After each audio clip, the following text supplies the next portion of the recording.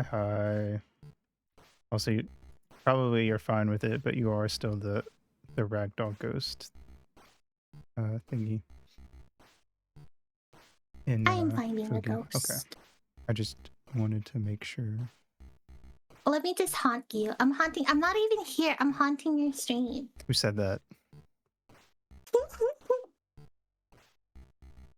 Oh hi To, and welcome back to random NES games.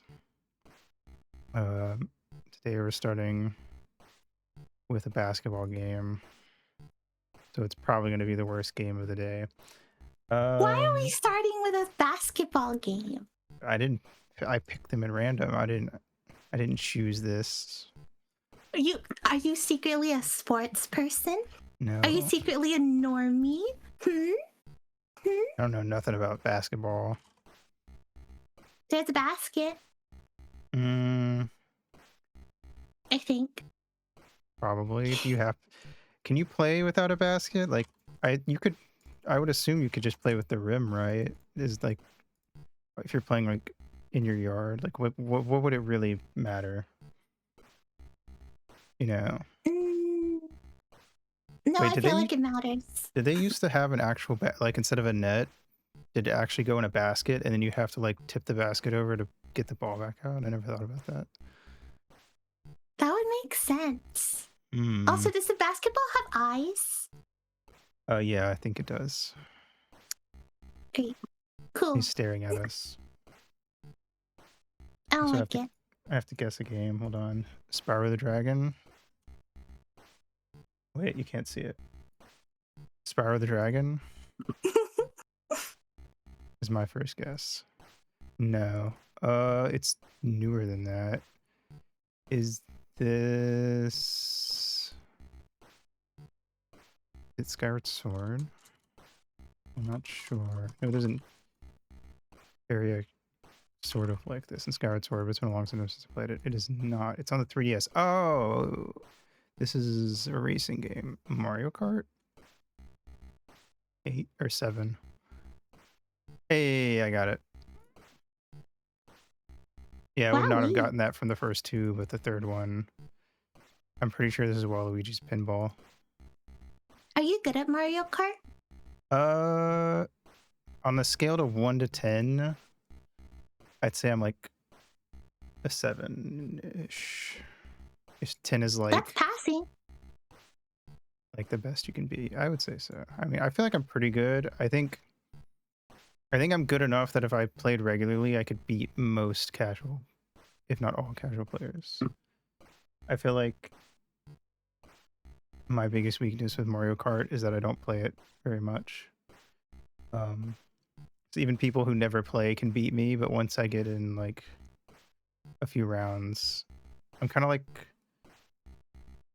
I feel like I need like a startup time with certain games like Mario Kart. I'm like really bad when I haven't played it in a while, but then after I get in a couple rounds, I kind of like remember how to do it, and then I'm good again. You know? That makes sense. All right. I'm gonna read the manual, but I'm gonna do it in like a Surfer Raw thing because I don't know how to do any other sports sounding dudes. One sec. It might look like basketball, but take a closer look. Didn't that player just floor an opposing player with a well-telegraphed right hook? It's less Surfer Bra, but I guess that works because I don't think Surfer Bras would play that. And what about that guy over there? Isn't he pulling down his opponent's shorts? Whoa, sexual harassment. Unless this is a BL, in which case, keep going. This isn't just basketball, it's basketball. Oh, you're right. I never thought of it like that. Holy shit. Hi, pretty kitty. Sure, you'll need to show off your basic b-ball skills as well, but this game is far more challenging and exciting than just that. So come on, lace up, grab a ball, and hit the court with Tyrone, Vinny, and the rest of the arch rivals. Hello, Don. Hello, Nifang. Welcome to basketball. Basket Brawl? Basketball love. Basket Brawl love? It won't take you long to figure out that this is not finely tuned professional basketball we're talking about here. Yes, Arch Rivals has highly skilled teams in colorful uniforms, and yes, it even has emotional coaches and bouncy, energetic cheerleaders. Ba-boing, ba-boing. Oh, and let's not forget those basic fine points of the game, like shooting, passing, rebounding, and all-around ball control. It's got all of that as well, but what it doesn't have is fouls. No chickens here. You'll never see a player at the foul line, since the ref probably never sees the players at all. His eyesight's so bad that when he runs up and down the court, all he really does is get in the way and trip up the players. Actually, this guy wouldn't know an uppercut from a pick and roll if it hit him in the chin, which it does occasionally. Obligatory sports arc, correct. I mean, there's a lot of sports games on the NES. I cut out most of them, but we're still going to do some, because I feel like it would be revisionist history not to play some of them. Now, this certainly isn't professional basketball, but who needs all these silly rules and regulations anyhow? This is much more fun. Let's get the brawl rolling. And then it cuts to Super Smash Bros. Brawl. All right. Player profiles. Tyrone. When this guy blocks the lane, in quotes, he really blocks the lane, in quotes. No one gets by Tyrone without first receiving an elbow or fist in the face. Vinny. They don't come much better than Vinny. He's got great ball handling abilities and is a real team player. Sounds too good to be true. You need good ball handling abilities when you're in a basketball love. Hammer. This guy can nail them from anywhere on the court. Holy shit, this is getting steamy. But you take a pounding when you challenge him under the boards. Moose. He might not be the youngest or quickest guy on the floor, but sometimes experience makes all the difference. Don't forget, he led his team in scoring 3 seasons in a row. Good to know. What was he scoring? Gay sex. Gex. Lewis. Gex. Say Gex. Short for gecko. That's the code word. Gex the gecko. That's a game. That's a real game, by the way. Of course it is. But it's different depending on where you play it, because in America they were going for more, they gave him a voice that was more going for like a Jim Carrey type thing. But in the UK version, he's more of like is a little more sultry, and he's got like, you know, a posh British thing going on. Do you think no, I don't. Because there's so don't worry, I'll think for you. But in this moment, do you think I would be able, because there's so many games that exist, I feel like if I just say like a few words, I'm curious what would be games and what wouldn't be games. I mean, do you want to try some right now? This also does rely on me knowing the game too, so you know, there's a possibility I won't know the game, but... What? You not knowing a game? Don't you know every game ever to have ever existed ever in your life? I know the most games here, I'd argue. Have you heard of Pixie Garden? I didn't think so. Go on. No, now I'm on the spot. I'm making a list. I'm gonna make a list quietly. Make a list and check it twice. I don't need to check it twice because I know you're on the naughty list. This is true. You put me on the naughty list twice when you did that naughty or nice list thing, by the way. I did. That was before I knew too. That's crazy. I knew what I was about. You could feel it. All right, I'm gonna read these guys' profiles while you make your list. Thank you for the daily dues, Candy. Hi, Candy. And Night Fang. Thank you. Blade. Wait, did I do Lewis? I don't think I did Lewis. Lewis. Mr. Technique, Mr. Smooth, Mr. Moves. His mother is the only one who still calls him Lewis. Boy, does he hate when she does. Got home with Panda Express. What'd you get? I hope orange chicken and fried rice because I love the orange chicken and fried rice. Well, I was and just cream about cheese to ask what you would get from Panda Express. I read your mind. I told you I'm thinking for you. Duh. Cool. We proved it. Canon.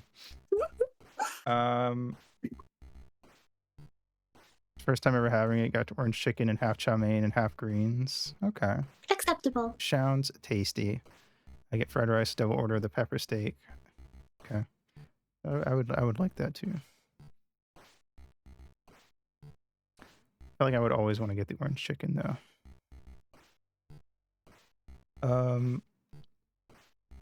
Blade. The fans love him, and so do the cheerleaders. He's the original shot maker, heartbreaker. Not a bad guy to have as your teammate, especially when his admirers are too many for him to handle alone.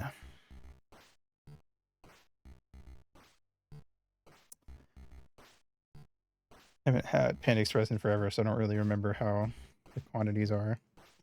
I just know I like orange chimkin. Speaking of orange, look at Mr. Mohawk over here. This maniac doesn't care who he has to run over as long as he runs to the hoop. Don't mess with his hair, though, or he'll hand you his own type of technical foul. That's a technical foul.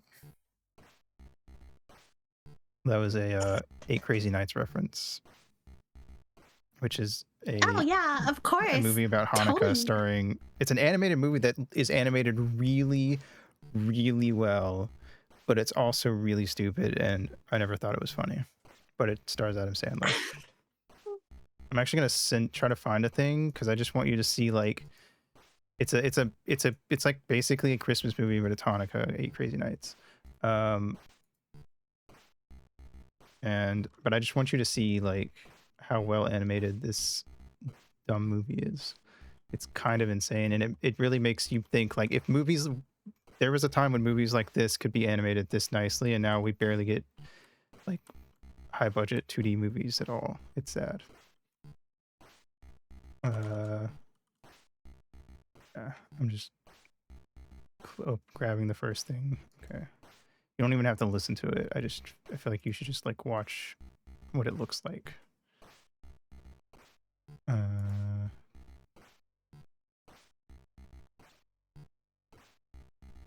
What if we just like keep yapping and I don't actually play this game, and then we can just move on to the next one?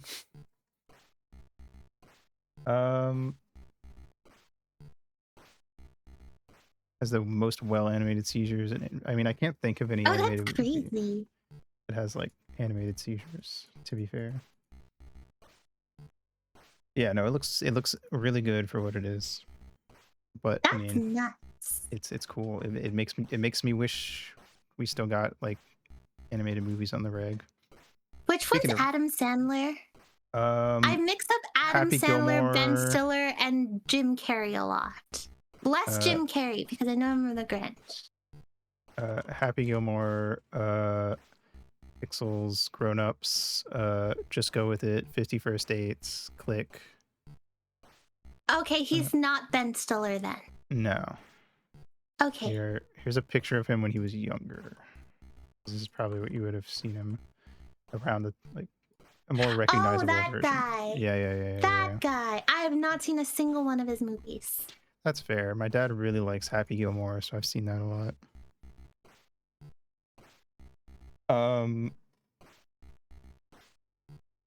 All right. Who's next? Reggie. His basketball love body is ready. He was the All-Stars All-Star at one time, but that was 10 years ago. He still has the touch. They're just doing this on purpose. So, and could probably sink him with his eyes closed. It's not helping that I've been reading Song of Achilles, I think. And it sometimes looks like he tries. And I say, I got to like the bit when Agamemnon is like, oh, you're not gonna kneel? Taking your girl. That shit fucked me up. That was insane. Just Achilles being like, do it, bitch. See what happens. I'm gonna let you do it so you can see what happens. And Patroclus being like, nope, what the fuck are you doing? Stop. Just like that whole bit. But then at the end, when it's like, when they were like, we don't know how to be mad at each other. I was like, that is insane, but I love it. So real. You're getting close to the end. I almost feel bad for you. I feel bad for me. I can just shit's just getting more and more fun. I think it'll be funny. You would think it's funny. Yeah.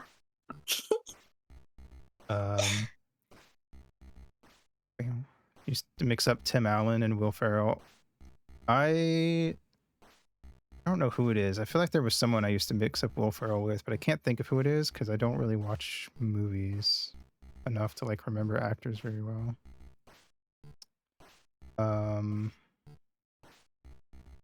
me see. Is Will Ferrell the one in that really cringy Christmas movie?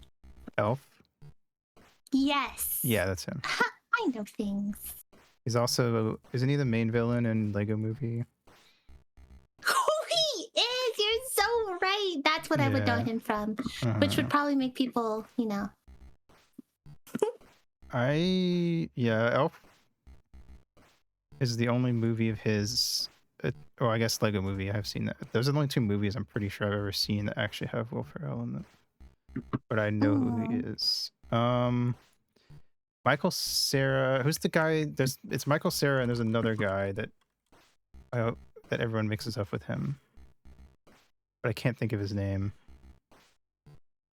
Because Michael Cera's in Scott Pilgrim and Juno and stuff. I mostly know him from Scott Pilgrim, honestly.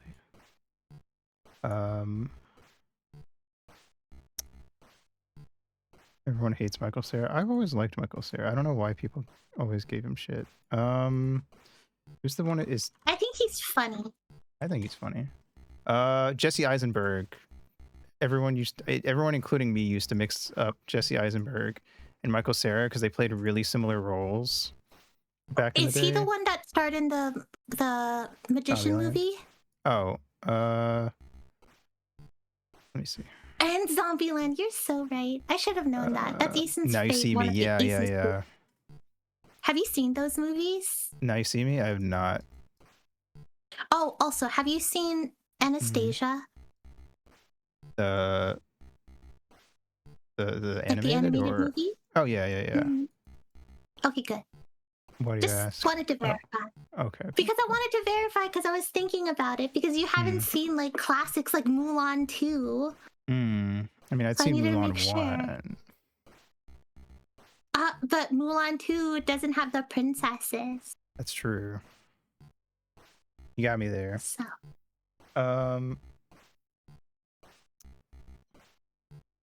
Where was I in this manual? We're half an hour into this game. I just hope everyone knows. I'm sorry. I can stop talking. No, it's fine. I think it's funny. That the one time I play a sports game, we just end up like yapping over it and not playing it.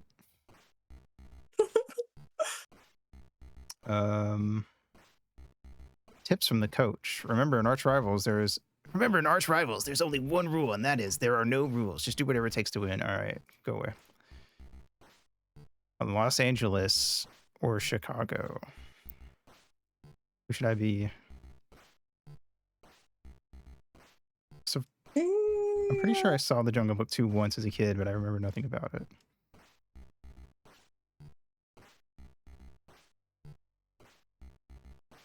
Is it Jungle Book 2? Most of these movies have sequels. They just were straight to VHS or straight to DVD, so most people don't know about them. Interesting. Also, I'm biased and I'm gonna say LA. Oh yeah.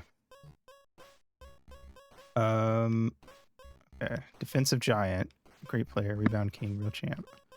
How many is it? I'm just gonna roll a d8 to decide. 1, 2, 3, 4, 5. Lewis. All right, I guess I'm Lewis. I still need to take a picture of my dice. I'm gonna grab my dice. You should do that. I don't know what I'm doing. Don't say anything funny when I'm gone. Okay. Some of them shouldn't have sequels. I mean, that's valid. But some of the sequels are actually good. I've heard that the third Cinderella movie, which incorporates time travel, is really good, actually.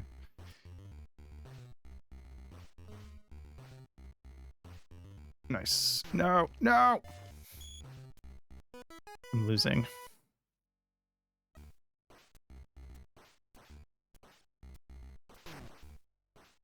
Oh my god, that was so close. Come on.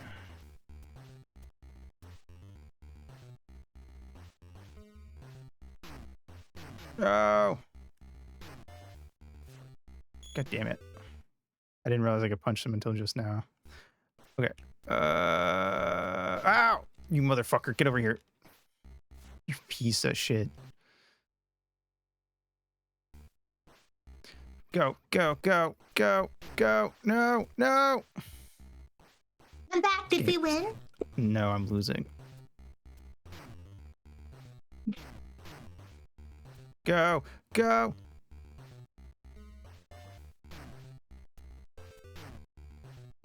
This game is something. I mean, they did say in the manual there's no rules.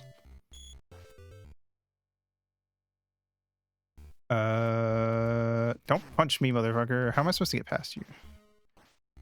Stop. Dude, give me the ball. Bitch.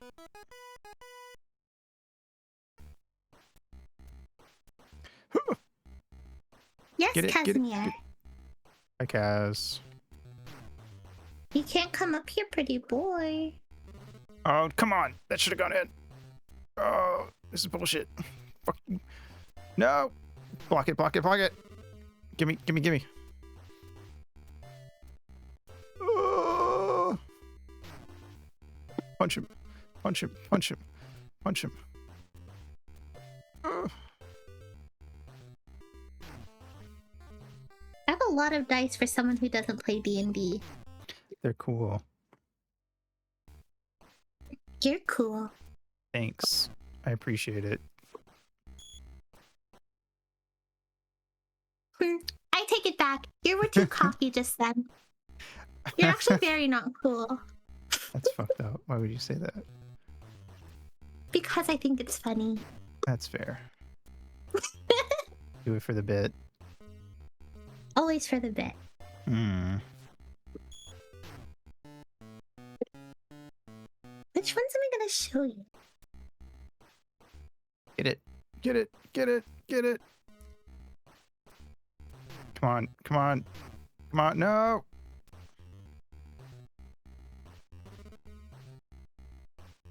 Really hard to gauge. I already suck at depth perception. It's extra hard when I'm playing some of these like old NES games. They were way too confident in your ability to tell like where you are on the y-axis. If that had gone in, I would have been the best gamer ever, actually. Oh my god. You How are can the we... best gamer. Thank you. But if that was true, why can't I win at the sports game? Because sports don't exist. Oh, you're right. I'm only good at real games. Like Mario 64. Correct.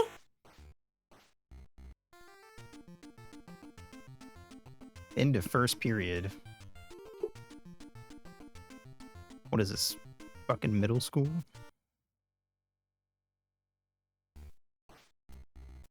Ow. I was gonna try to wait for him to come up to me and try to dodge him at the last second, but then I didn't dodge him. So it didn't work. Dunks! 2 points. I'm gonna show you my favorite dice. You're my favorite dice. You have other dice? No. That's why you're my favorite. Okay, I'm gonna show you first and then I'm gonna put it in the server. No, no. How did he? Did you? Chad, did you see that? He fucking flew through the air. He was in the air for like 8 seconds. It was bullshit. Oh, wow. Those are really pretty. What the fuck? Oh, did that one have like a paw print on it? Yeah, because it's a bear. There are bears inside of the bigger ones. They are. I didn't realize what that was inside of it until you said that. Shut up, game. I'm trying to look at dice. I love that. Those are very good. Where am I? Thank you. Oh god. Get it, get it, get it, get it, get it. Give me. Oh fuck.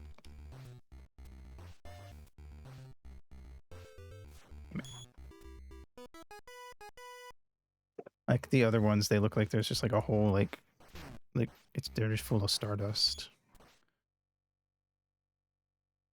They are so pretty. I love them. They come in this little book case that I really like, and they also have a scent. What do they smell like? They smell like rose petals. Aromatic. So yeah, I have scented dice, and I feel like that's the most extra kind of dice, and it fits me. Yeah. I think it matches you.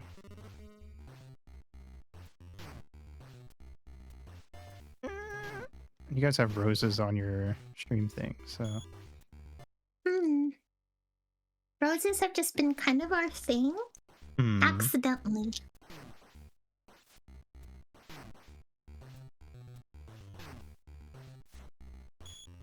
I also have Christmas dice. Really? That doesn't surprise me, actually, with how much you like Christmas.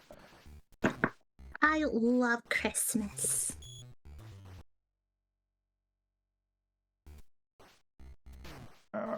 Kicks ass.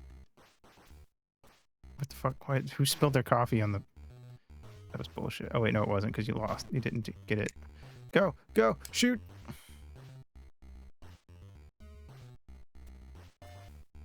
We're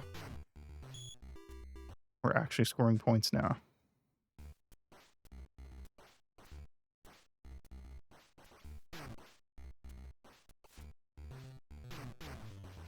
No! Damn it.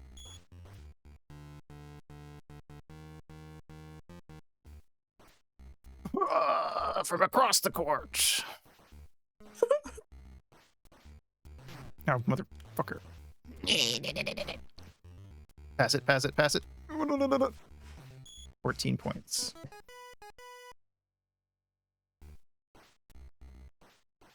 They call me Dunkin' Donuts.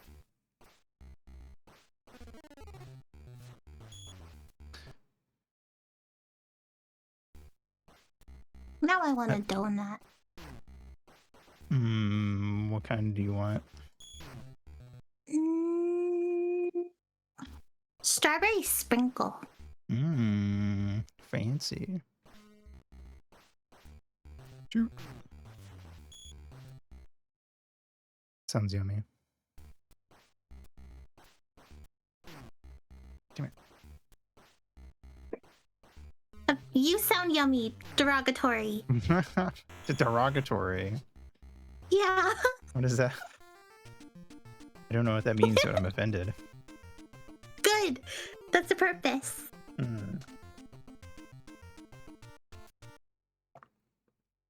Okay, here's another set of dice. 2 sets. A pretty purple one, and then the right one are the Christmas ones, because they have little Christmas trees inside. Oh, they totally do. That's amazing. I love it. Also, the purple ones are very pretty. You're very, very pretty. Derogatory. None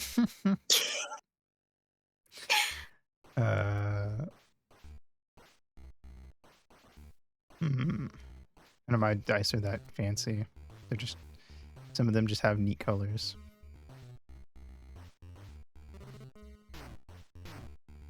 Go, go, Do go, you go, also go. have a Pass it. favorite, or do you just kind of like all of them? Probably. I gotta look at them to make sure before I answer.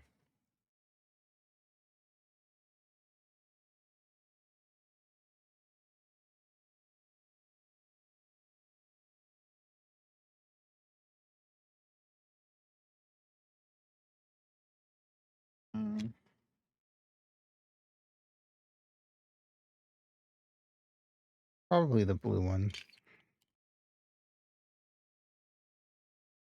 I won't send you these, but I'll take another picture and put them in the server.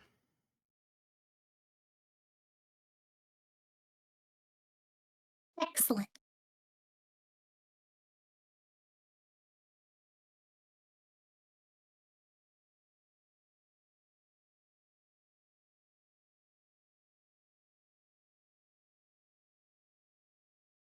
All right, one sec. 1. Well, there you go. That's all I needed.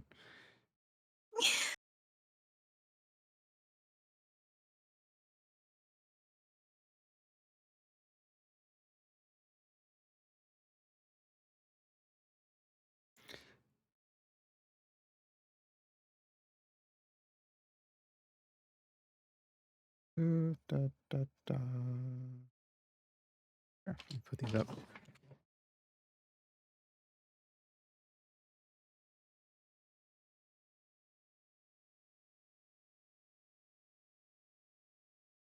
I forgot that I get my dice out so little. I forgot I have 2 other pairs that I were stashed away, and I just noticed them.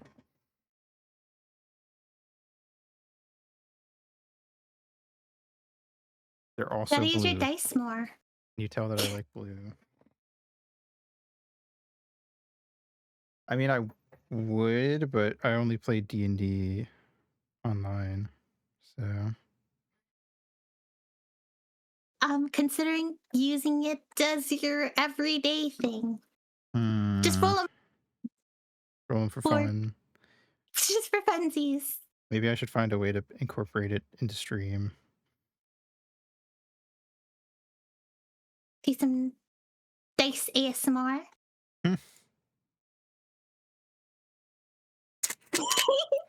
Yeah, you fucking like that. You're so stupid. You're so dumb. I was also going to say you can bring back the rat and you can eat people's dice. Oh shit, you're right. So Rat boy in your walls eats your expensive dice.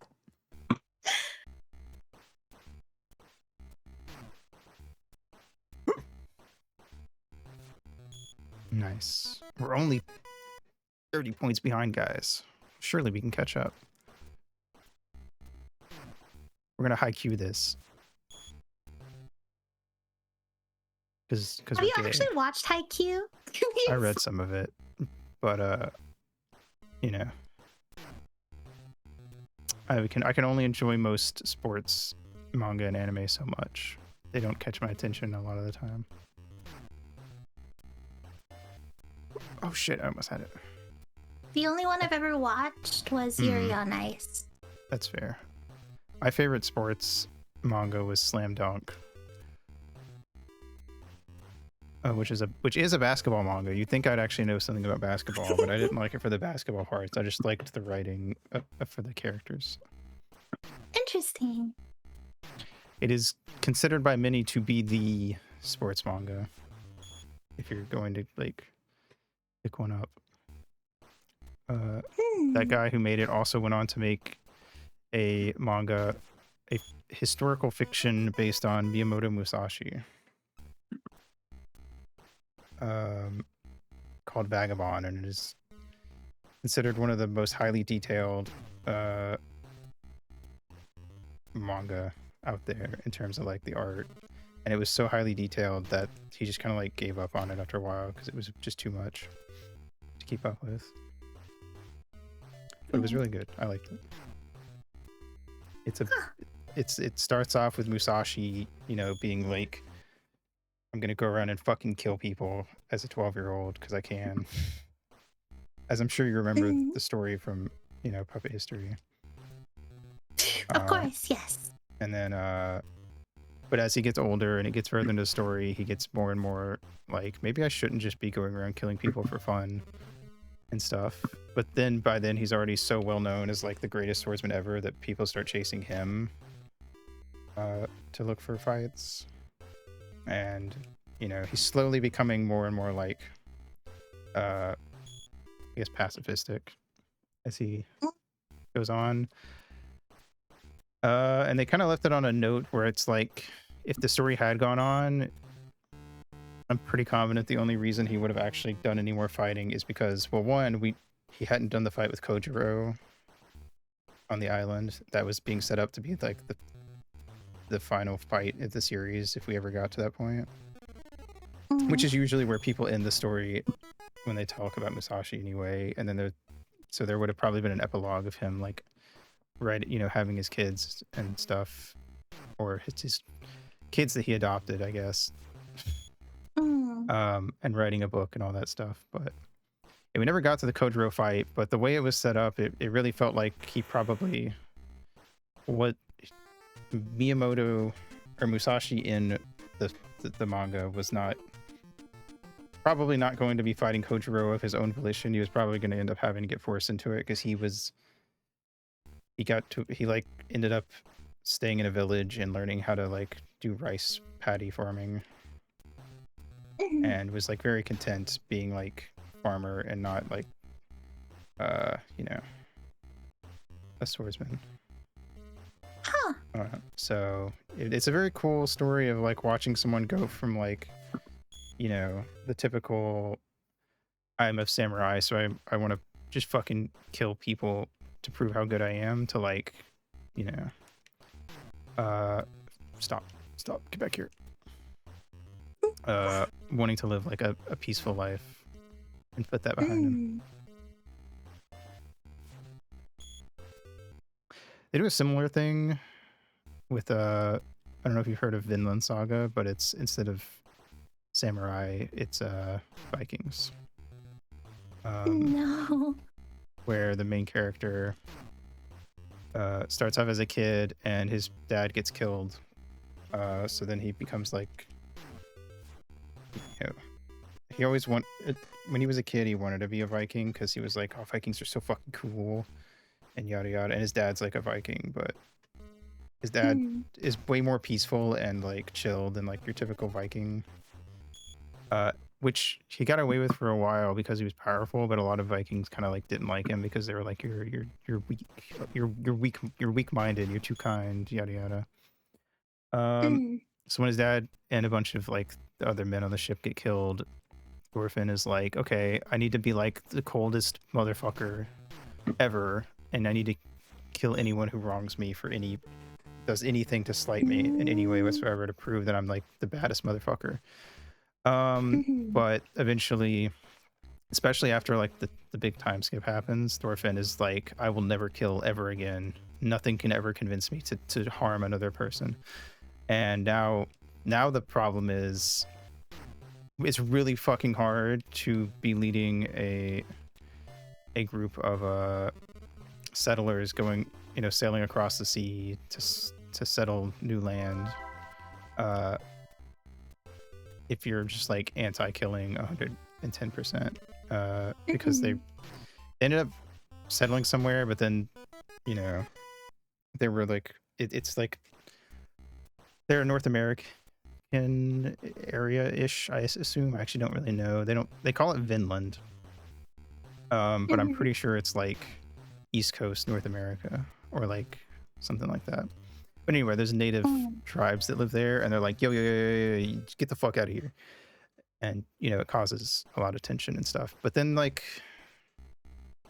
a lot of the people in the tribe are like, I don't know, maybe it's so long as they're not hurting us because they weren't doing anything bad. It was like if they learn to respect the land and like and yada yada, if they're willing to like learn our culture and learn to respect the land properly, we can deal with them being here. But some of the natives were like, no, we're either gonna kill them or they're gonna leave. There's no other option, which presents a whole fucking thing. And then also some of the people in like the settlers, because they're from a Viking tribe, they're like, if anyone gets in our way, we just kill them.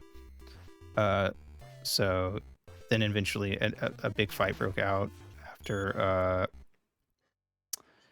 also hi Cry, thank you for the daily dues. After when they came over, they brought diseases that like the natives weren't equipped to deal with. You know how it is. I'm sure you remember that part of history, but and yeah, so a lot of the people in the tribe assumed it was like a curse or something, because of how bad it was, running through the village. Interesting. And then yeah, that whole thing ended with a huge fight, and eventually Thorfinn was like, "We have to leave. Like, there's no, we're past any chance of this ending peacefully." Even though a lot of the people in the Viking group and the native group both wanted to do things peacefully, because there were people who refused to be peaceful about it. The fighting was inevitable. And then it also tackles things like how certain peaceful people want to do it peacefully, but as soon as people they're close to die, they switch sides to wanting to go to war, and all the things like that, like how everyone has their different limits that pushes them to the point of like, being on one side versus the other and all that stuff. A lot of interesting stuff, a lot of moral dilemmas. It's very heavy,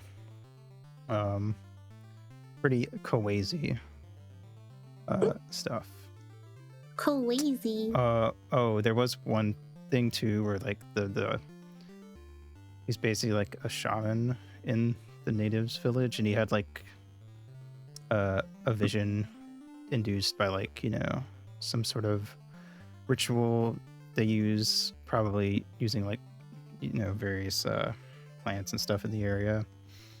And he just like straight up he wanted it. Initially he was the main one calling to kill the Vikings because he's had a vision of the future of like World War II, the bombs and all that stuff, and he was like, if we let them settle here, the future is fucked. Like, the world will end in a war that is so crazy I can't even comprehend it. So I mean, I guess he's right. I mean, he's not wrong. That did happen. But yeah, it was wild, and it's still going. But I haven't caught up in a while because I was reading it on MangaDex, but it got wiped off MangaDex, and I haven't sat down and found a place to go read it yet.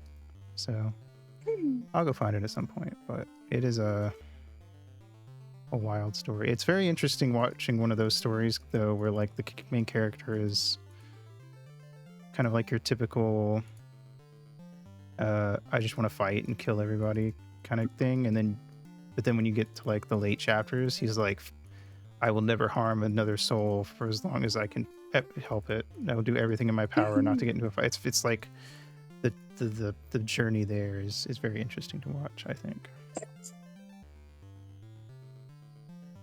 Good stuff.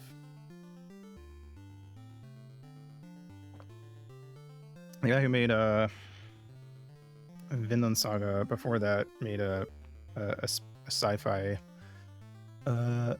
manga called Planetes, and it was like the main premise is that it's in the future after we've gone to space, but like, because how like on Earth we like fuck shit up by littering and all that stuff. We've done that to space. There is just like a junk orbiting the Earth. And Not even surprised. And yeah, when I read it, I was like, I never thought about that, but that's totally gonna happen. Like, It's inevitable if we get to a certain point. So they have people whose job is to go out there, grab it, and bring it back before it has a chance to like re-enter the atmosphere enough that it drops and like, you know, lands. And it's basically just about them, and it goes in. It's it's not very long, but it's mostly just about like the I guess like the inevitabilities that like if humanity reaches a new untouched place, like a new planet or space or an island no one's ever been to or something, we're just kind of inevitably gonna like fuck it up. Yeah. But it has like a semi-hopeful thing of like, you know, if enough people care and actually try to do good, maybe, you know, there's hope. But it's very the main guy is very much on the pessimistic side, where he's very like, no, we're just gonna keep fucking it up for most of the story. So yeah, you can kind of tell what kind of things that author likes to write about, I guess. There's a recurring theme here I'm sensing. Nah, it's probably just coincidence. Probably. But yeah, they're good. Planet Test is like, it was more interesting than it was like particularly well written, I thought. Vinland Saga is really a lot more of the well written side, but it's hard to recommend because like the part where Thorfinn is like, where it's just like Vikings killing each other and it's just war and bloody and, you know, very masculine, hyper masculine and stuff, is a huge chunk of the story. And I feel like it's one of those things where it's like a lot of people will like that part and they won't be interested in the part where Thorfinn gets older and goes, I'm a pacifist now. But I think, you know, or some people will only like the part where he becomes a pacifist, because that's when the story really starts to dig into its themes really heavy and stuff. But it's like, if one person's only going to like one part or the other, then it's probably not worth recommending it to them, because they probably wouldn't like the whole thing. So I feel like you have to like, you know, find people who would like both. So it's a little weird to recommend, I feel like. I feel like it's kind of weird to recommend for similar reasons, like why you tend to not like longer series, or when you watch them, you kind of usually like the first season, because like there's like a shift in tone over time. So yeah. Anyway, that was Basketball, or Arch Rivals, a Basketball. Did we win? No. Great. I think I had like That's fine. 20 something to like 60 something. But that's okay. We had a good time. Did we? I mean, you didn't like hanging out with me? Is that what you're saying? No, I meant with the game, dummy. Don't try to. Don't. You're so stupid. I'm gonna ban you off your own channel. Wait, no, don't do it. No. Well,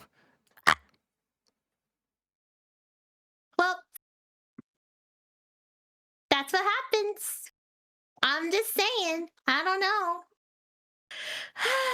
Well, anyway, guys. I guess I'm Aito now. So let's see. How to be Aito? Okay, wait. I got this.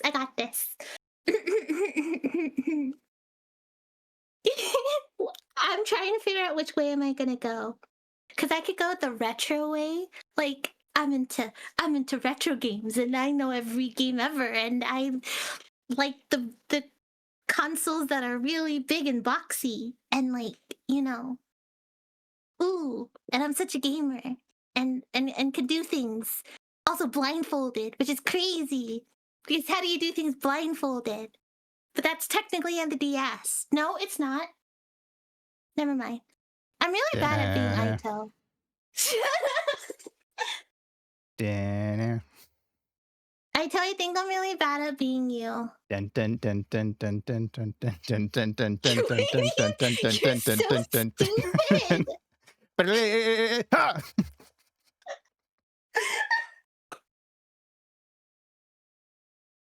Hi. I know someone was trying to be you. It was really weird. That is weird. It was so weird. It's just crazy. Why would they do that? I don't know, but they were so bad at it. Well, you know, there can only be one Aito. All right. I'm going, or we are going to take a break. And then, what's the next game? Oh, Holy Diver. We're going to play Holy Diver when I get back. Is it a diving game or is it a religious game? No, it's inspired by the song by Dio, the singer. He was a heavy metal singer, and he has a song Okay. called Holy Diver. Mm. All right, PRB.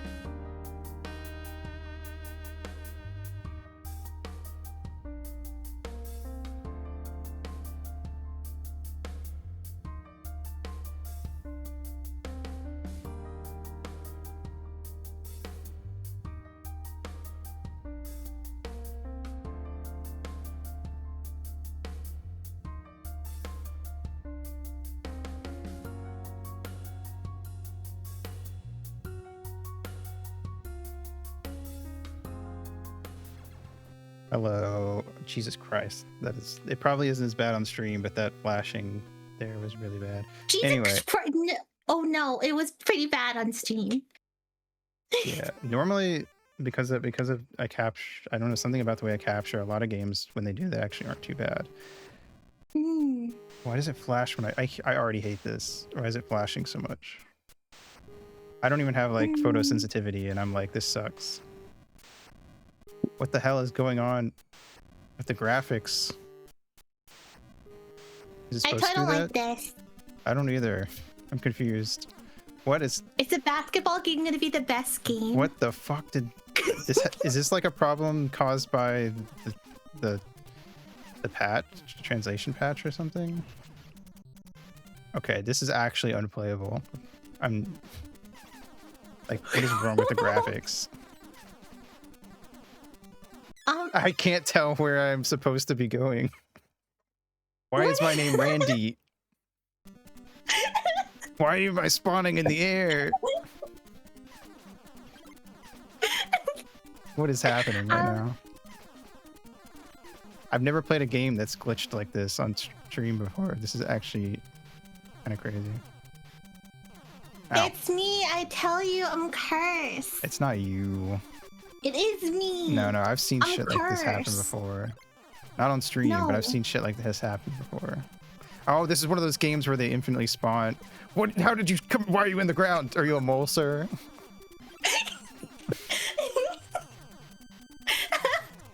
How did you? Stop it.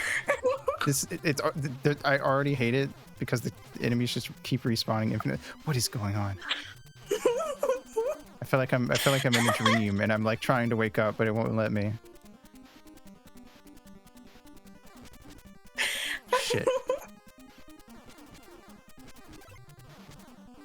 What is happening? I didn't break nothing, Fry. How dare you? How dare you? Oh, I can shoot Yeah, up. it was my fault. No. Yes. No. Let me be self-deprecating on your stream if I can't do it on mine. But I think you're freaking epic. So, pop. I'm going through a tunnel.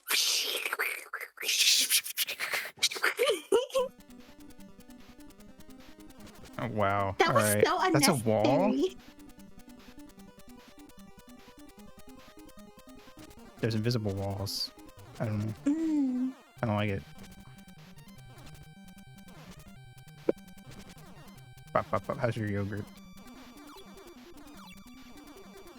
It's really good. I'm trying not to just eat the chocolate chips.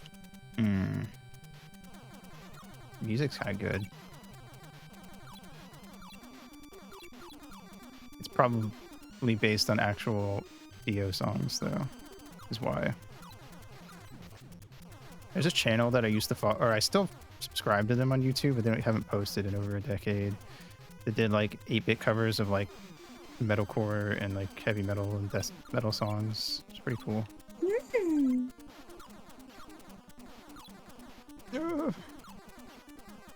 They have a cover. I think they have a couple Black Dahlia Murder covers, actually. I think that's how I found them originally.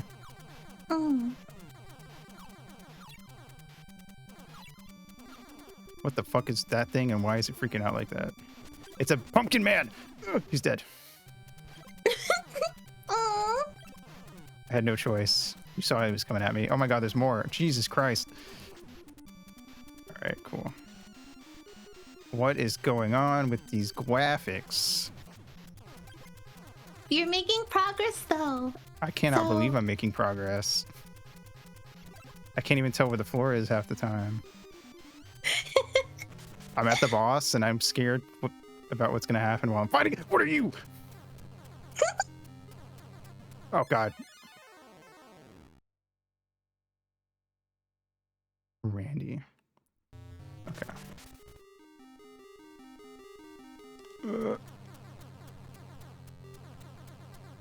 Oh god. The death animation is so dramatic. I know, right? I don't like their legs. Me neither. Okay. This guy's actually easy now that I know this.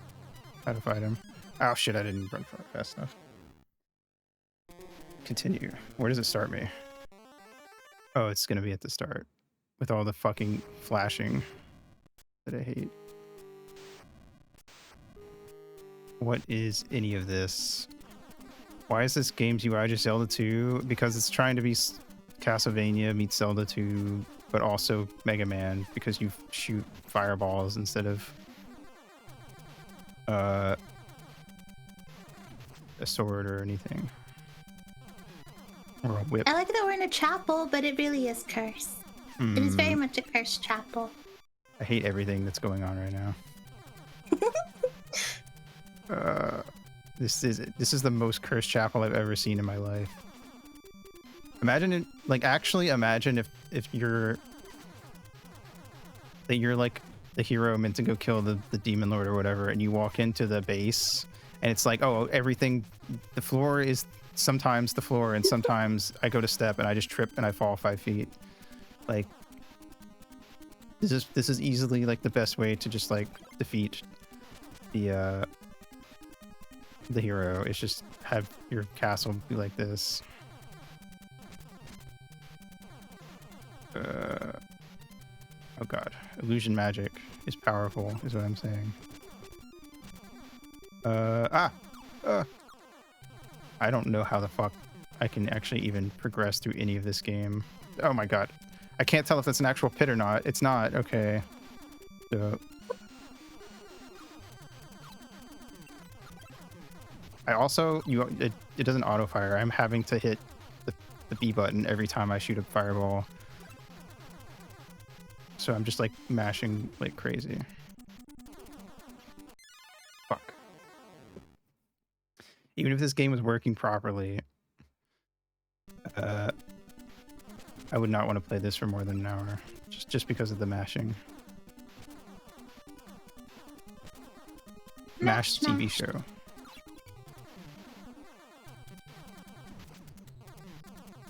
I think I would kill for some mashed potatoes right now. Mashed potatoes. What about? Have you seen Over the Garden Wall? Yeah, I have actually. I liked it a lot. I haven't seen it in a very long time, though, now that I think about it. Whenever I think of potatoes and molasses. I don't remember that part. I don't think. I love Over the Garden Wall. I like watching it every fall. When did it even come out? Because I remember when I watched it, it was when it came out. That was the last time I saw it. 2014. Yeah, I was going to say, I think the last time I saw this, I was still in college.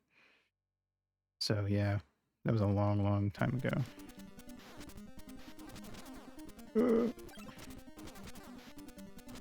We got to watch it this fall. So I can remember. Agreed. It. Oh god, please, please, please, please, please, please.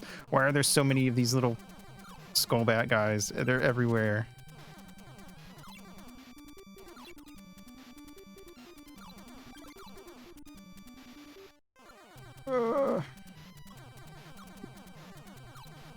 Why is it called? Why is my ability called Twin Fire? I can shoot 3 at a time.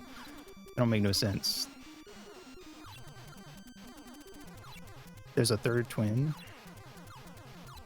The Quagmire, the 3 Quagmire twins. Have you read Series of Unfortunate Events? I've read.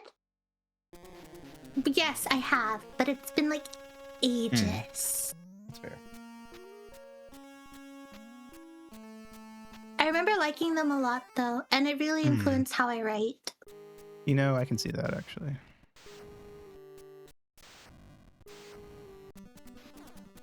Hope someone who really likes this game finds the VOD on YouTube later and is like either just totally baffled by what's happening or just thinks it's really funny. Because oh cool, they despawn. I don't know what see the weird part is it's semi-consistent, so I could maybe memorize it, but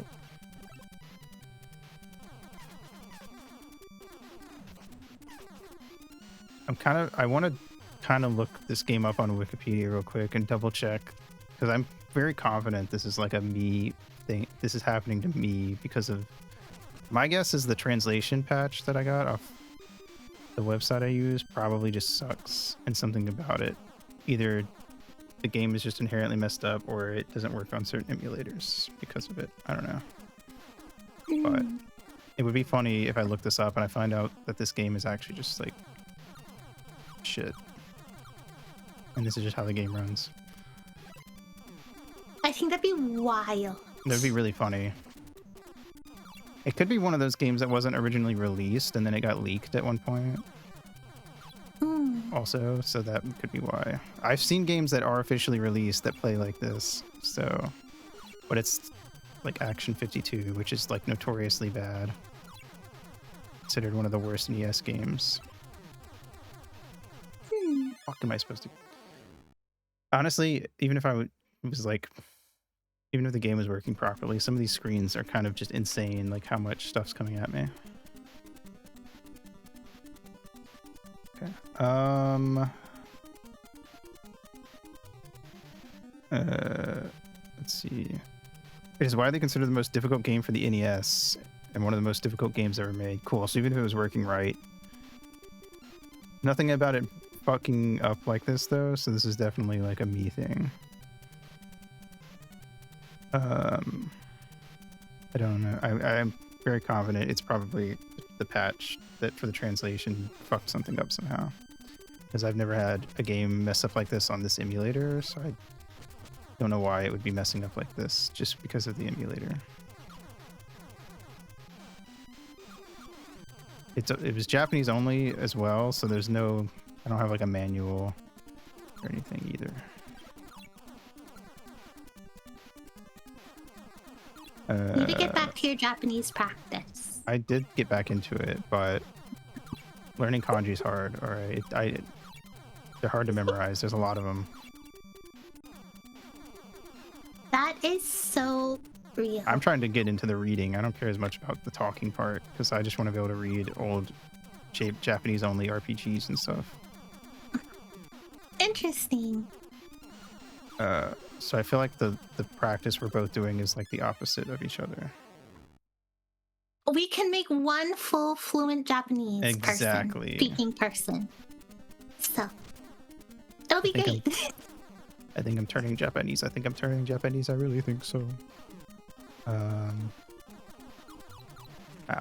Die.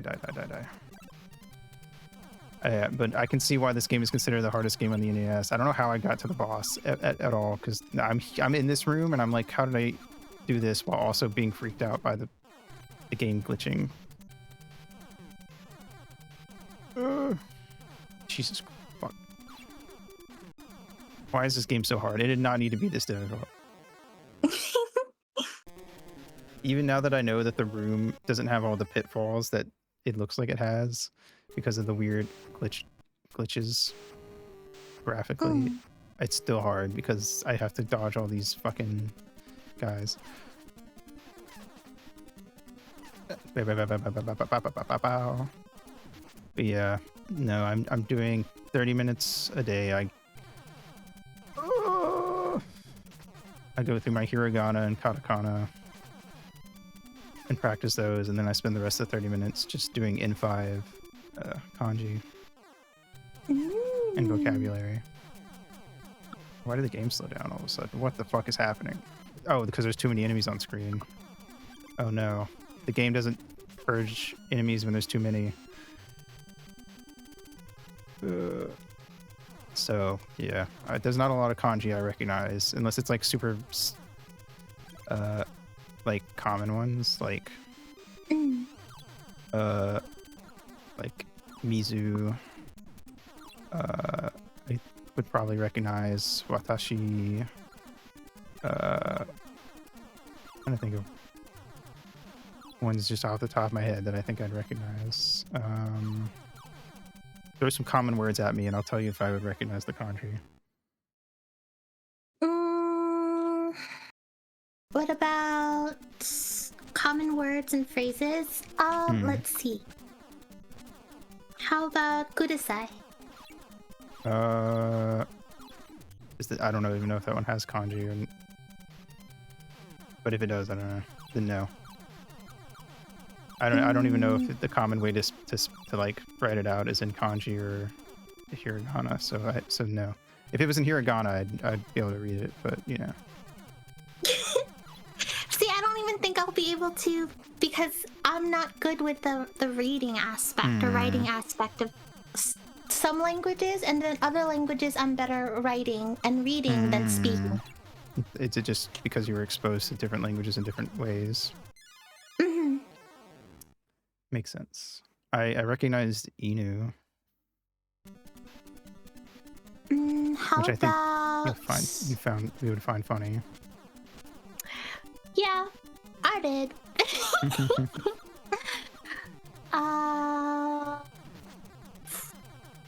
Since What you about, only know how like- to speak it, throw some common vocab, and I'll tell you if I know what it means. We'll do that. Yamete. Stop. Ojane. Nope. What is that? Jane is like a way to say bye. Oh, Johnny. Yeah, okay. I know. See, there's certain ones where if you tell me what it is, I'm like, oh, I should have known that because I've heard it in anime. Because I've heard it in anime. Mata Let's Ashta, I see. know. Although I feel like most people just say Mata when I hear it. Let's see. How about...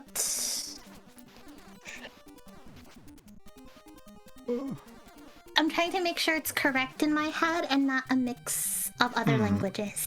That's fair. Because I think I said... I was asking Easton for something, and I had mixed up like multiple languages, and I didn't even realize it until he was just like, "Well, that's a new way to say it," and I'm like, "What do you mean?"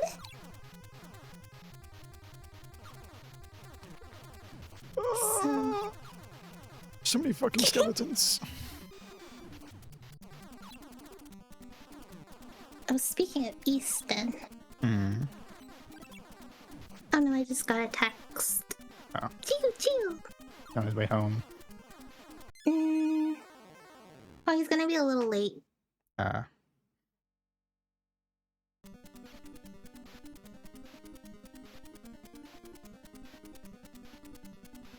Seems hard.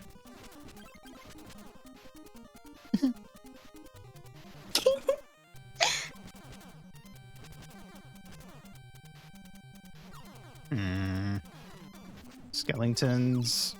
Leave me alone. I just need to push forward. I need to try to just dodge the skeletons because oh fuck, I forgot they can do that.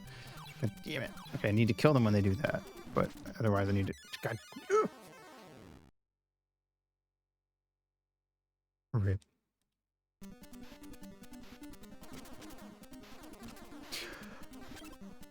What languages would you say that you're the most proficient in speaking? English. Never heard Not of sure it. if you know. Never heard of it. Sounds fake. Honestly, I'm not gonna say I'm confident in any of my languages right now because I've severely stopped using all of them. Definitely though, I want to say Spanish is definitely one of them. That makes sense. Just because I feel like it's a common one in America for people to speak. I'm very familiar with French. Je ne sais quoi.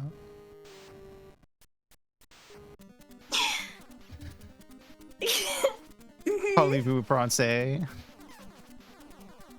You're so French. Thanks. So French. How do you do the? Because the stereotypical thing for French is to do like the R roll, but to exaggerate it and make it sound stupid, like the basically like growling in your throat, but it's not correct at all.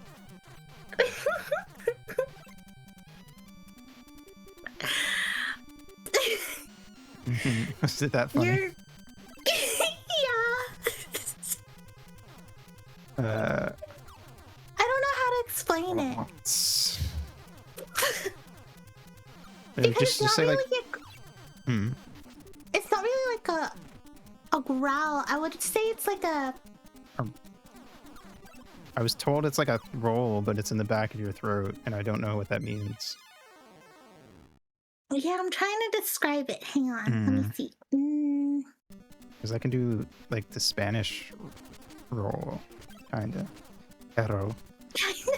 But I mean, not well, but like enough that like, you know, you would know what I was trying to say. Or if I like practice speaking Spanish, I don't think it would take me that long to be like decent at it. So long as I had someone else to talk to in Spanish and I could like hear them do it, you know.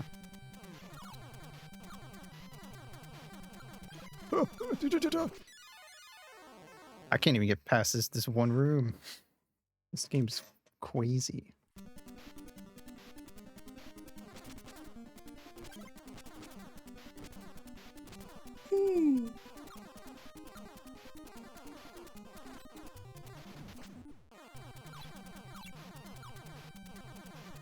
Did I accidentally ask a really difficult question?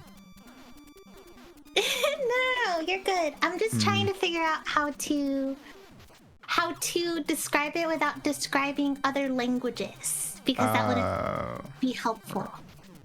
That would work for you, but not for me. Come on, I'm almost through. Let me just... Finally got through that room again. Jump, Randy. I hate everything that's happening on this screen right now. Is that yes. Can't even tell where I can jump to and where I can't because it just looks like nothing. All right, let's attempt the boss again. Oh god.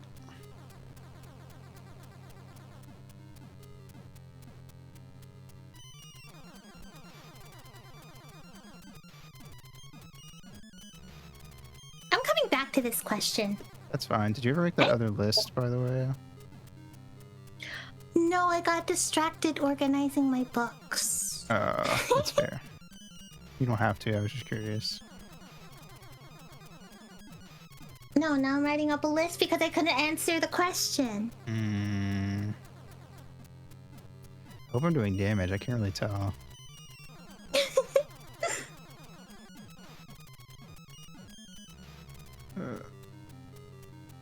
Oh no, I was not. I have to hit him in the face while he's standing up. That matters, I guess. When he's... Obviously his face is protected when he's sitting down because... Question mark. I don't know.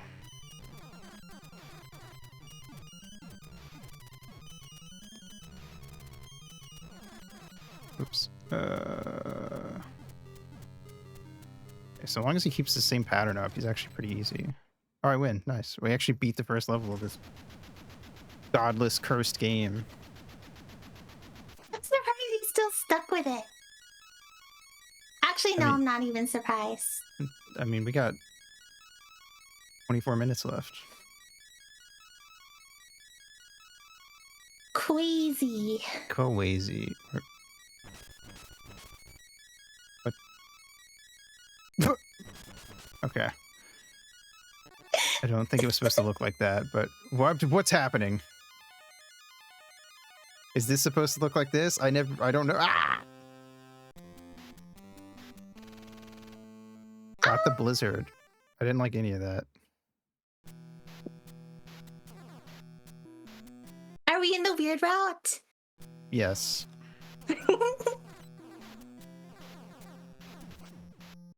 Where's the thorn ring?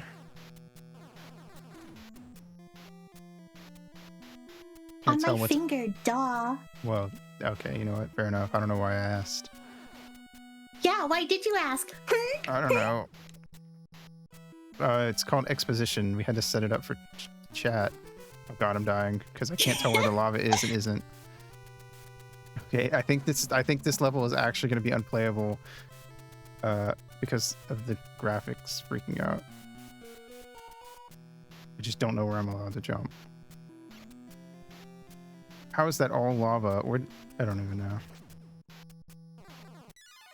All right, well, we can't beat this level. It's actually unplayable. Ripperoni. What is that item I'm wearing? Is that a necklace?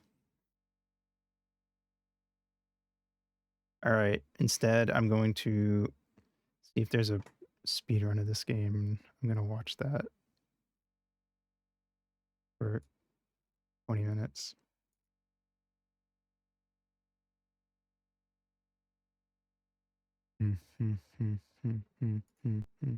Speaking of the weird route, I cannot wait to see what kind of weird stuff happens in Chapter 5, Deltarune. Same. Also, Mm. I didn't get into the fandom, right? Until recently. I freaking hate that this fandom likes to just drop random dates and lie. They've been doing that a lot lately. I don't know why. Hate it. Why are we liars? I don't know, because they're just like, it's very much one of those fandoms that just like, the longer it takes for us to get the next chapter, the more they just like devolve into the people who aren't annoying go away and do other stuff until the next chapter comes out. So it just becomes the people who just, you know, either lie or they're so deep in the theory stuff that they're just like making random stuff up at this point. You should ignore anything that isn't fan art. I know that now. Yeah, well, just in case. I can't believe people lie on the internet. Can't believe people would just go on the online and tell lies. Oh my god. This game looks like an actual video game. Oh wait. He actually has like a twin flame when he there's a button combo to do that I wasn't. It's probably just A and B at the same time. That feels like it would make it way easier. Also, this game looks half decent now that you know, it's not freaking out. I guess to be fair, I got a translated version of this game, but you don't need it because there's no dialogue. So I probably could have, if I had tested this game and realized that that was an issue, I would have just gotten like the untranslated version because who cares? Lost so much time on the climb. Hi, Hayano. Welcome. I'm watching a speedrun because this game is impossible. Lost a lot of time on the boss. So I'm just watching a speedrun for the rest of my time that I'm supposed to be playing it. Welcome. How was Pokemon?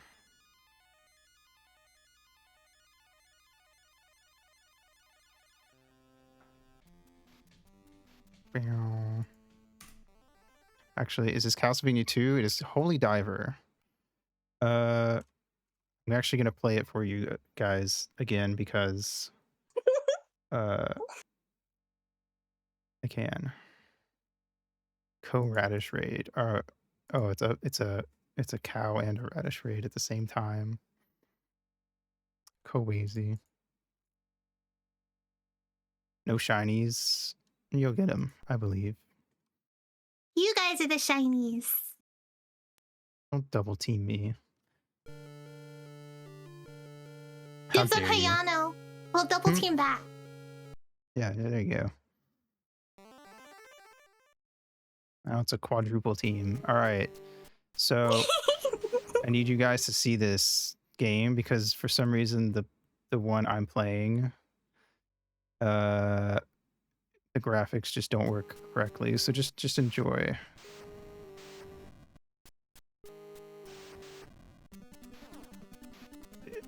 So you see where the floor? Okay, yeah. I think you guys see it. You guys are looking at it. Can you tell me what? Can you tell me what any of this is supposed to be? Does this look fun to you? Holy Diver, like the Dio song? That is, in fact, what it's based on.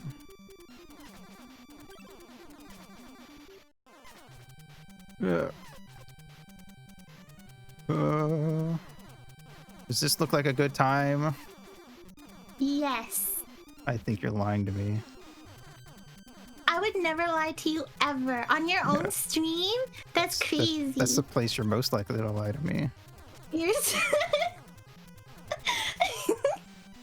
I don't know what's wrong with this game. The version I got is freaking the fuck out. You cursed it. It doesn't like your Fae energy. I guess not. Me and Dio would not get along. Most lies occur within 5 miles of the stream. I agree. I wish I was 5 miles away from you. Are you kidding me? Me too. There you go. That's what I've been dealing with. They've also been dealing with me. Crashing Yeah. stream. But that's a good part. I So now I'm don't just even gonna know you watch. like that. Who are you? Oh, and then we gave up when we got to this part in the game because I couldn't tell where the lava was because the graphics were freaking out.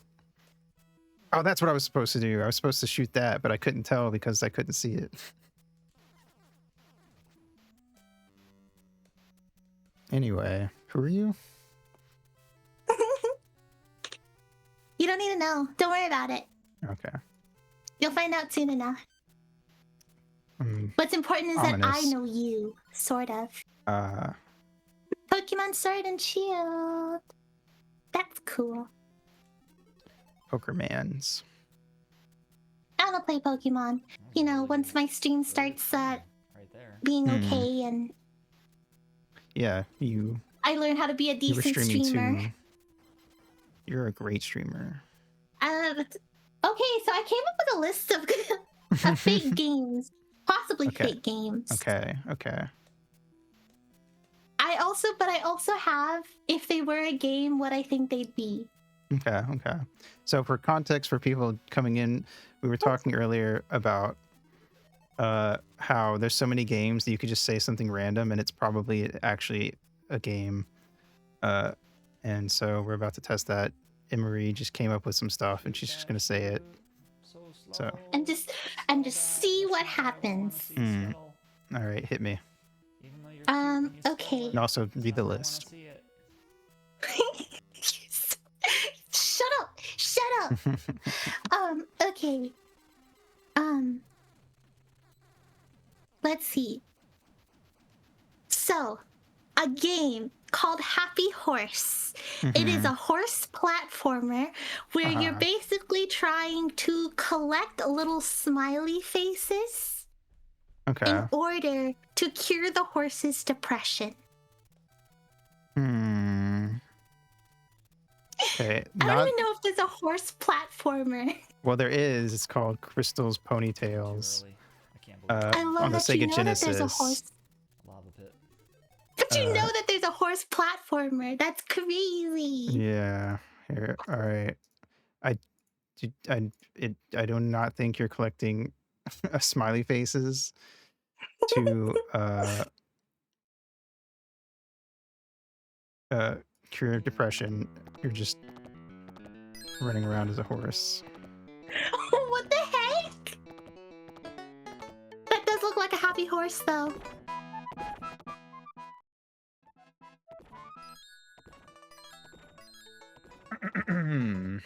That's crazy. I like that Yeah. the tail is green.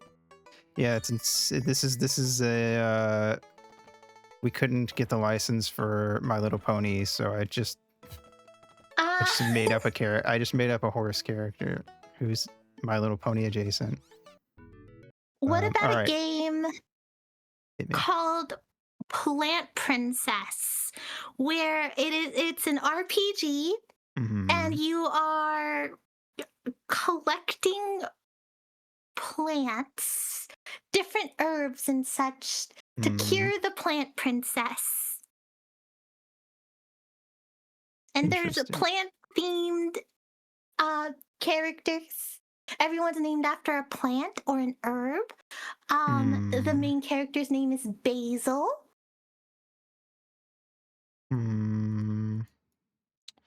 Are there any plant princess games? Princess Tomato and the Salad Kingdom, but it's not an RPG.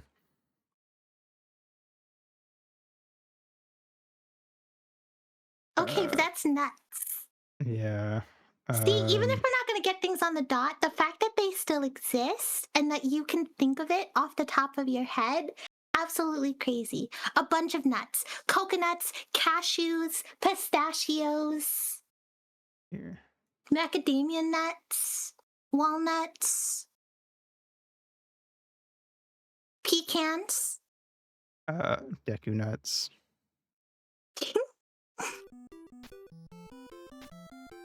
Any game It on says development. no vegetables. It's like Pokemon, but all vegetables. That's fair. Collecting, gotta catch them all the vegetables. A lot of veggies. Crazy. See. It's Prince Lettuce. Oh, this game is so cute. Yeah, I'm gonna play this at some point. At some point, okay, It's on the list. it's on. Okay, Sick. Good to know. All right. I'm gonna see what I can do about manipulating that list. Okay. You can always look at it. I mean, if you what? want. That's crazy. Who said that? Who's it? A ghost. Ah. Which are real. Well, there's one right next What to me, about so a I guess you're right. game? What about a game that is like the story The Christmas Carol?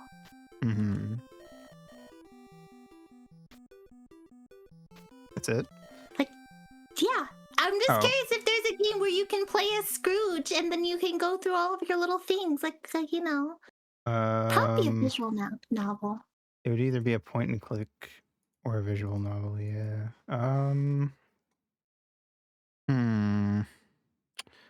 There's a Christmas Carol game on the NES. I was gonna say, I feel like I've heard of. Mickey Mouse Christmas Carol. Actually, I did a Shaniac so he doesn't believe in ghosts. I'm just gonna believe whatever I tell him to believe. I don't know what you're talking about. That was aggressive. I apologize. No, it's fine. I accept that. I don't. Let's see.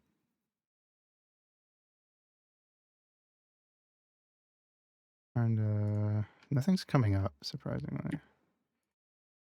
Really? I feel like there is some out there. I feel like there needs to be more Christmas games. I might The be Agent played it biased. once for Christmas special. Not that I've seen.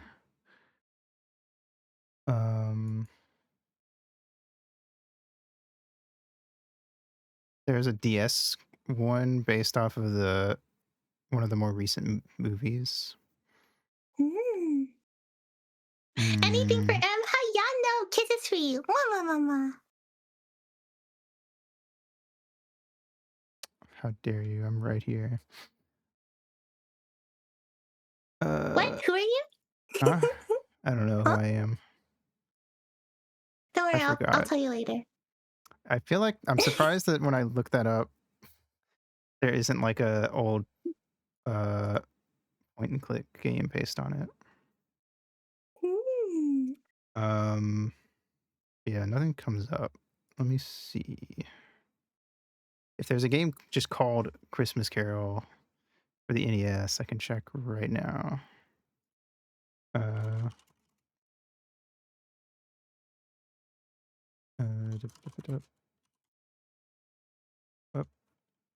needs to be more Christmas games. When I type Christmas, nothing comes up on this list. Crazy. Crazy. Um. All right. What's next? How about?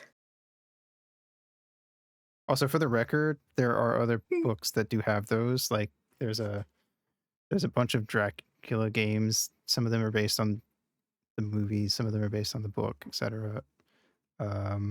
Yeah, yeah. Something Yellow Brick Road on DS is a game I want to play at some point. Interesting. There's a That's cool. Frankenstein platformer on SNES. But yes, go on. Um, a rhythm game called Yo-Yo Yogurt, Mm-hmm. where you are a cup of yogurt. Okay. I Not don't that I've heard know. Or of, a yo-yo. Or a but yo-yo. I wouldn't Are be there that any yo-yo surprised. games? Depends on what you mean by yo-yo game.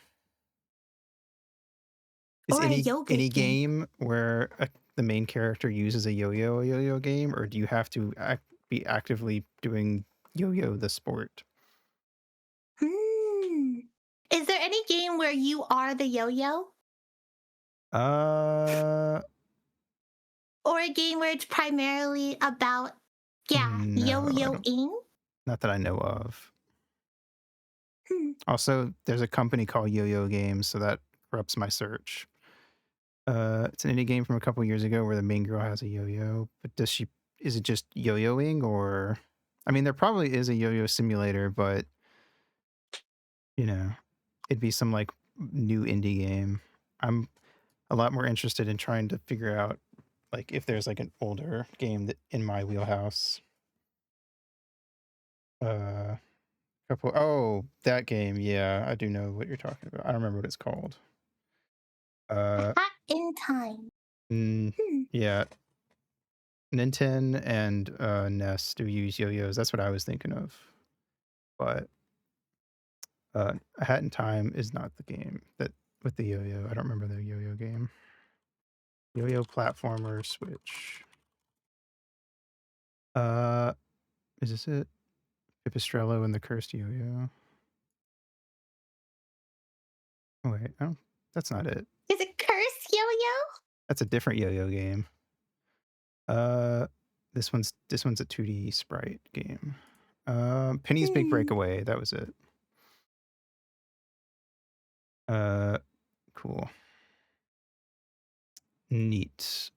There's a PS1 JoJo game. JoJo's Bizarre Circus. Hell yeah.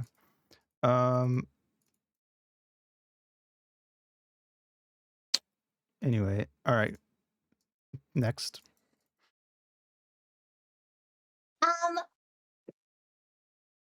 Pool Noodle. There's definitely some indie game which where you slap basically- each other with pool noodles.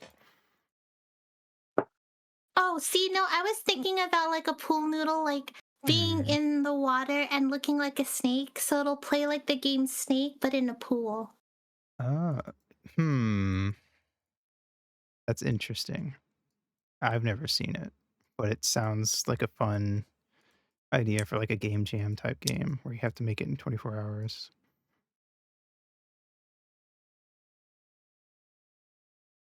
Yes, Cass! Yes! What's going on? You have so much to say! Yes! Are you gonna say hi to chat? It's not my chat, but you can say hi if you wanna. Hi, Kaz. Say hi. Come on. Oh, now you're shy? Uh-huh. What else? What else? You're trying to find pool noodles. Do you want to find a pool noodle? Cass got shy. Oh, sad.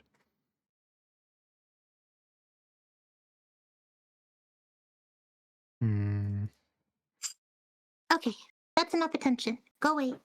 Rip. Yes! Where are you? Is he now? Just He's why? making noise. Yeah, right when I stopped giving them attention. Amazing. Reminds All me right. of someone I know. Who could that be? All right. Give me one more. Or maybe two more. We'll see.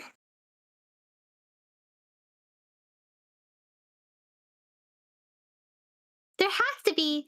See, I also have rocket racing, where you're racing rockets. Hmm. There's a lot of car racing, but is there one where we're racing rockets? I feel like there has to be. There has to be, right? And you have to how you're in like cute little rocket ships and such. Because But the in my first thing. head, it would start in like it would start from Earth, and then you have to like make it to the moon or other planets or stuff. Interesting.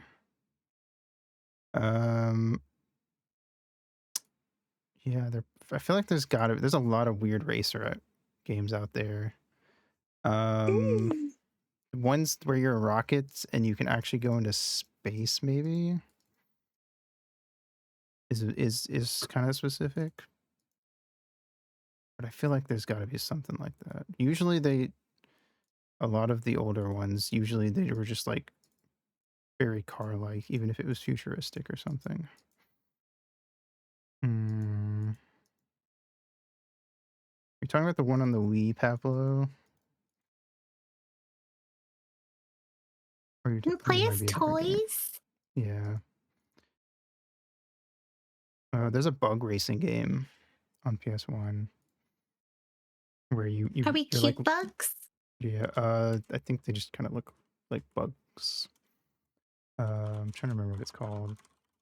PlayStation games. Let's see. Is it Battle Bugs? No, that's the real time. Oh, Bug Riders. Yeah, let me pull that up. And then we'll go on break. Bug Riders, PS1. Thank you, Pablo, for the follow. All right. Welcome to the fairy circle. You're here forever. Welcome, welcome, welcome.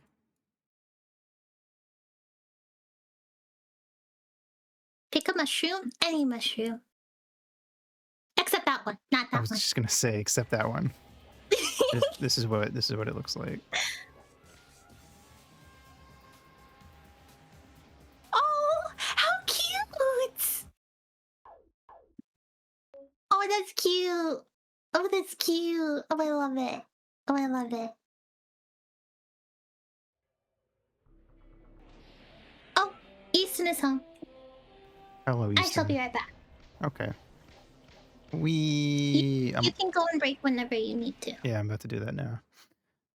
Okay, All right. BRB. Yep. I'm gonna go take a break also. I would make an edit with like 3 Days Grace music. That would go hard. All right. Cool. I'm gonna take a break and then we're going to come back and play Hydlide for an hour-ish. So, PRV.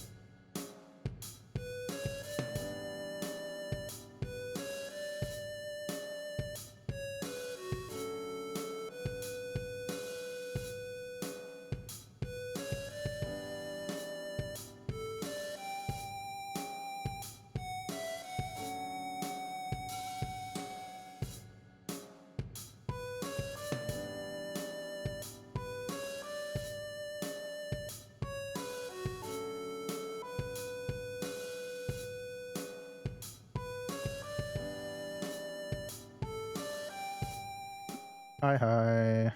Oh, hi, Toe. I've noticed when I Oh, bring you on, Henry. I start doing the hi instead of the oh, hi, Toe thing. Well, then hi. Oh, Henry. Wait, So there. I forgot. I have the manual What did for we this one. forget? So does this look familiar to you? Have you ever seen Zelda 1? Bees! Oh, it's wasps. I died. Anyway, this actually came out before Okay, Zelda 1, passing. but Mm. it came out or at least the North American NES version came out after Zelda 1, so people give it shit for ripping off Zelda 1, but Hydlide predates Zelda. Mm. Miyamoto didn't list. He's been in interviews where he's said games that inspired Zelda, and he didn't list Hydlide, but I'm half convinced that Hydlide is one of them, and he just didn't say it. He listed stuff like the Black Onyx, which is a more D&D, a much more obvious D&D type game. It's like a first-person dungeon crawler. Anyway, I'm pretty convinced Hydlide was an inspiration because if you look at it, especially the NES version, it's like, yeah, this is very Zelda. Oh shit. Hold on, I'm trying to pull out the manual. All right. The only thing I like about this game personally is that it has fairies. The end. There's a lot of games that have fairies, but I don't actually really want to commit to like a full playthrough because the game isn't going to be fun. But I acknowledge that they added fairies, and that's a positive. Anyway, I'm gonna read this manual. Oh, wait, shit. Okay, it's bigger than I thought. That's what she said. Okay. Hard Light Story. God, this manual sucks. Look how boring this is. I need to see if I can find the Japanese. In the Kingdom of Fairyland, 3 magic jewels were enshrined in the palace to maintain peace in the kingdom. One day, an evil man broke into the palace and stole one of the 3 magic jewels. Holy shit. They just they ripped off Zelda before Zelda.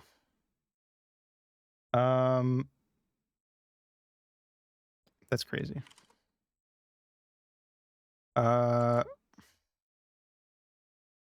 Without the 3rd magic jewel, the 2 remaining jewels lost their magic sparkle. The magic spell that sealed the power of Borealis, the most vicious demon in the kingdom, was broken. During the turmoil which followed, the last 2 jewels were stolen. Borealis cast a special magic on the princess Anne. What a name. Turning her into 3 fairies and hid her somewhere in the kingdom. I think she's better off that way, if you ask me. He then let loose a horde of monsters across the land and became the ruler of the kingdom. Finally, the young knight Jim. Jim and Anne. Okay. You can tell that they just changed the names to generic stuff for the English version. Or maybe they didn't. Sometimes there are some cases I've seen where they actually just have weird basic English names in all versions. Also, I just looked up the Wikipedia thing for the game, and the plot summary they just copy pasted this into Wikipedia. Wait, no, they didn't. Some things are different. Instead of Borealis, it's Varalis. Varalys. Wow. I would love to turn into 3 fairies, though. I'm already a fairy. Yeah, but I want to turn into 3. That's true. And then I get 3 Emeries. Correct. Okay. Interestingly, the games that Miyamoto set, or some of the games that Miyamoto has said inspired Zelda, are also listed in this Wikipedia article as being stated by the creator of Hydlide to have inspired this game. So it's interesting that they both went a similar direction. the NES version is considered like the bad version of this game. The earlier there's other versions, like on the MSX and such that are better.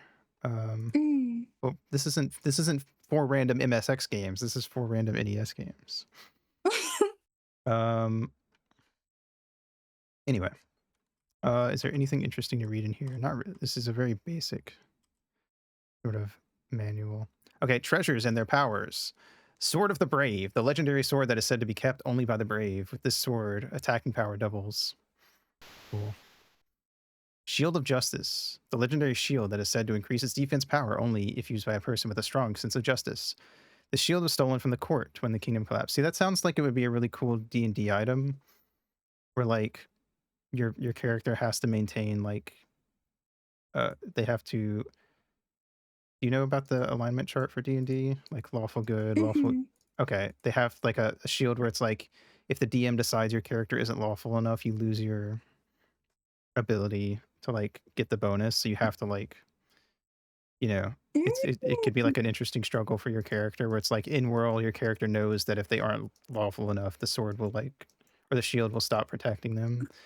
And it's like, oh, I feel like that'd be cool. But in this video game, it's not interesting because it just works and there's no story. But in D&D, it would be cool. Cross. This cross was one religion in my game. I don't want religion in my game. I'm fine with religion. I just wish it wouldn't be so in your face, you know? Fair. No, I like Think of religious. the children. I know. I do like religious symbolism, but I feel like some games get to the point where the only cool thing they have going on is the fact that there's religious symbolism and they don't do anything interesting with it. And then it kind of gets to a point where it's like, you know, I feel like you just kind of like threw in a bunch of religious stuff just because you thought it looked neat, which is valid. You're correct. It does look neat. But you didn't do anything cool with it. So I'm a little mad. Hylix. Hylix was very disappointing. IMO. Anyway, cross. This cross was once kept at a chapel in the kingdom. Someone hid it for fear of its power. Guess what you can use this cross for?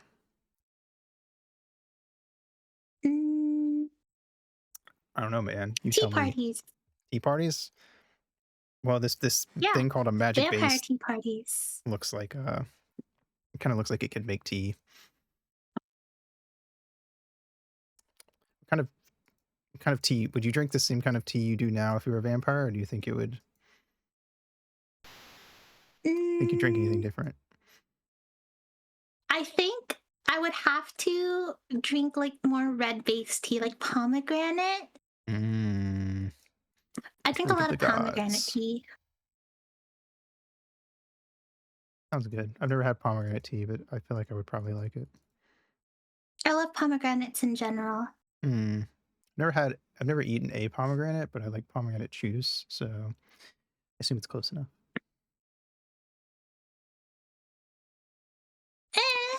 There's an experience to eating a pomegranate. Is it because you have to like tear it open and eat the little seed thingies in it? It's very eerie, you know? That, you know what? That makes sense. Science tells us that this too is Yuri. Magic vase. This is one of the items in which the magician in the kingdom hid a magical secret. If you get this vase, you will be able to see something that has been invisible. Why does the magic vase make you see an invisible thing? Shouldn't it be like glasses or something? Seems silly. Eternal lamp. This is an item the magician in the kingdom used to keep for his own use. It remains eternally aflame. Even in the complete darkness, this lamp will brighten up the surroundings. You can see everything. That's a D&D spell. You can also make the fire different colors. Immortal medicine. If you take this medicine, you can come back to life after being destroyed by monsters. Destroyed by monsters, not killed. They fucking destroyed you. You can use this medicine only once during the game. Sucks. Secret key. Figure out the use of the key for yourself. Thanks. Thank you for the stretch candy. I think it's very funny that the manual is just like, I don't know, figure it out, asshole. Use your imagination. Yeah. 3 jewels. The 3 jewels play a very important role in the Legend of Hydlide. Cool. Characters. Jim. Parentheses. Jim. Thanks. Our warrior hero who in full armor challenges the monsters and brings back peace to Fairyland. Anne. Parentheses. Anne. The captive princess of Fairyland who waits for Jim to rescue her. Fairy. Parentheses. Fairy. This is what Bellaris transformed Princess Anne into. She is hidden somewhere in the kingdom. Slime. Parentheses. Slime. Liquid and spongy creature living in a field. Although weak, it is a tricky attacker. Roper. Parentheses. Roper.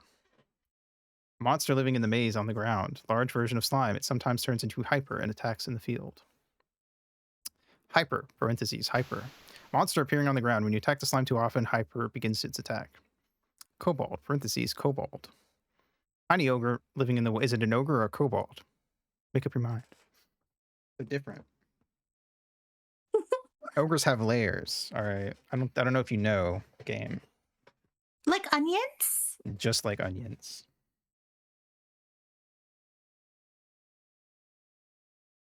And cakes. Don't forget parfaits. Could never. Very weak like slime, but it attacks from the advantageous location in the woods. Goblin. Parentheses. Goblin. Monster on the ground. When Jim's strength increases to a certain level after he finishes attacking the kobold, goblins appear. Wizard. Parentheses. Wizard. A very nasty wizard who manipulates the magic fire. Although Jim's magic does not affect him, he has a weak point. Don't be fooled by the appearance of 2 wizards. What does that mean? Is one of them fake? Is that what you're trying to say, game? Is it an illusion? Great eel. Parentheses. Eel. The first time so far that the parentheses has been different. I'm pretty sure what's in parentheses is what is how the game refers to it. So that's why it's there. But most of these are just the same. So what's the point? Very huge eel, usually hiding underwater. It sometimes pokes its head above water. Sandworm. Parentheses. Worm. Guardians of the desert. Be careful not to be surrounded by their swarm. Water dragon. Parentheses. Dragon with an uncapital D. Why does the dragon not why is it not capitalized? What did the dragon do? Who hates dragons here? Wait, it's a water dragon, but it says it's a giant fire-breathing dragon who guards the gate at the castle of Borealis. Although almost invincible, it does have a weak point. I don't... Make up your mind, game. Getting a lot of mixed signals about this dragon. Zombie, parentheses, zombie. The living dead coming out of the graveyard. Very hard to destroy because it's already dead. Exclamation, exclamation. Will-o-wisp, parentheses, wisp. The spirit of the dead person. The spirit of the dead person. Not a dead person. The dead person. The single one. Flies to the walls and attacks. Poisonous wasp, parentheses, wasp. It attacks in a swarm. Although its life power is small, it's difficult to conquer. Vampire bat, parentheses, sturge. I'm pretty sure a sturge is not the same thing as a bat. I could be wrong. I'm going to look up a sturge. In D&D, it's not the same thing.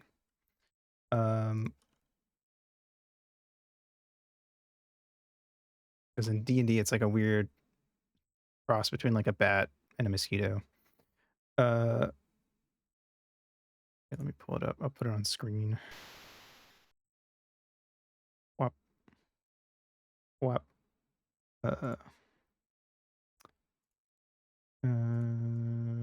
Whop. That's what it looks like.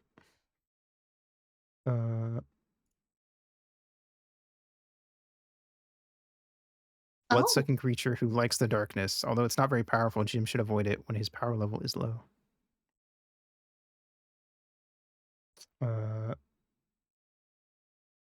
vampire, parentheses vampire, incredibly strong, but you know what scares the vampire to death? It's probably the cross, I'm guessing.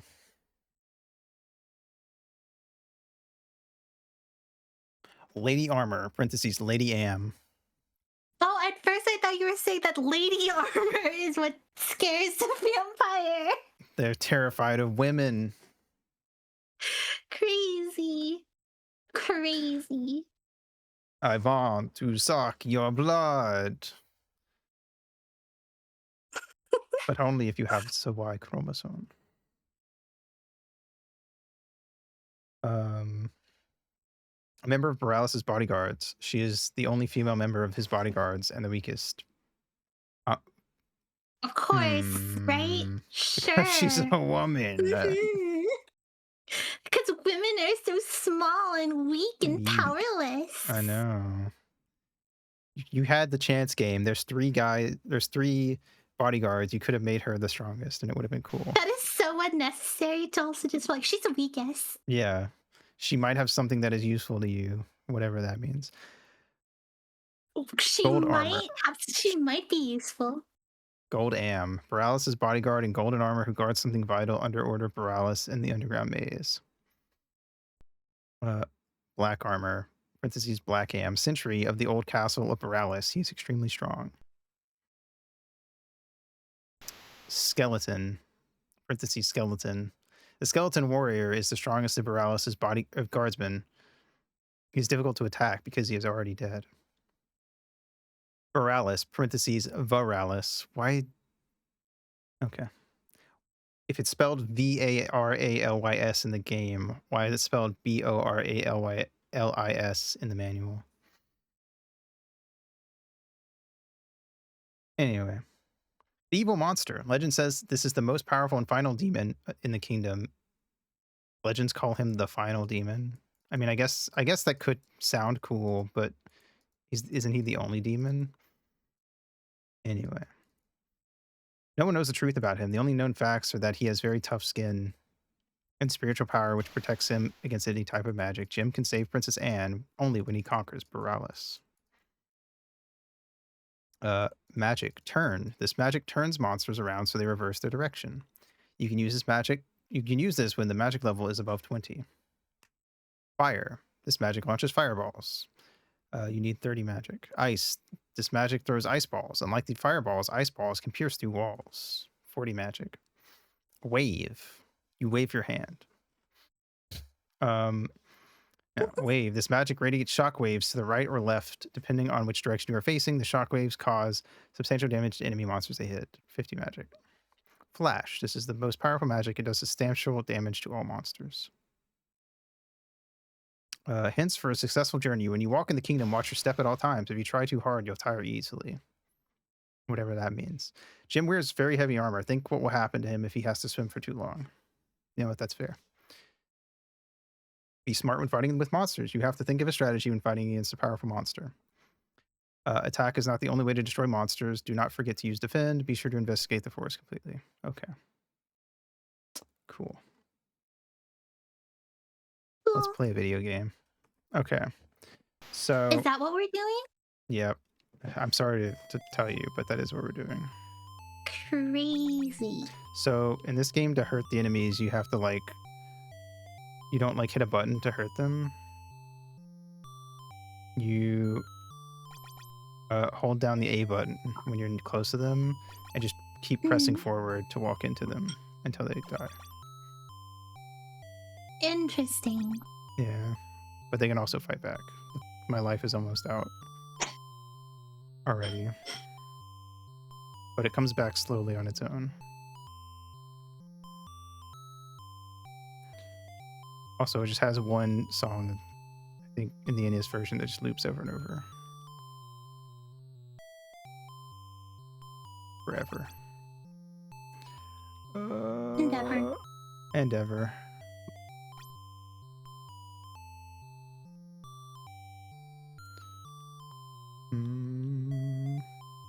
Guess what else is forever?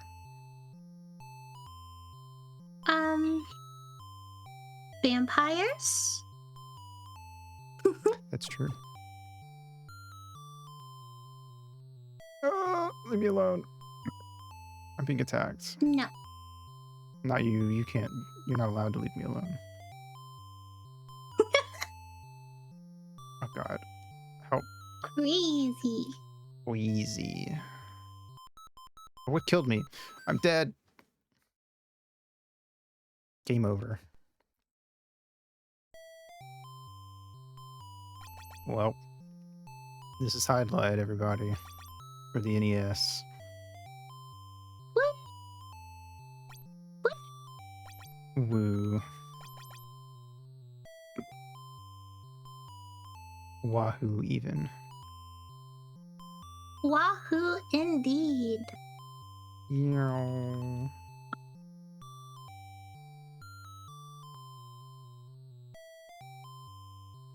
Now I just have to. Okay, wait, my health's back. Let's go. No more monsters. Oh God, zombies. Those guys are hard to kill according to the manual.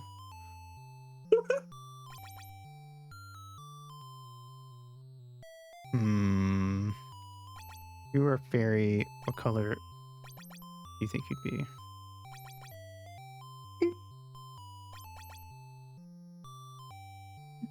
Like one of the Zelda Ocarina of Time fairies where you just kind of see the shining light coming off them.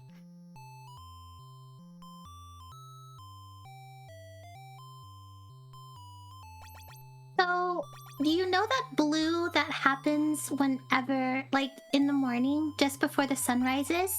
Mm-hmm. Like that really early morning blue? Yeah, you'd be that. Mm-hmm. Hmm.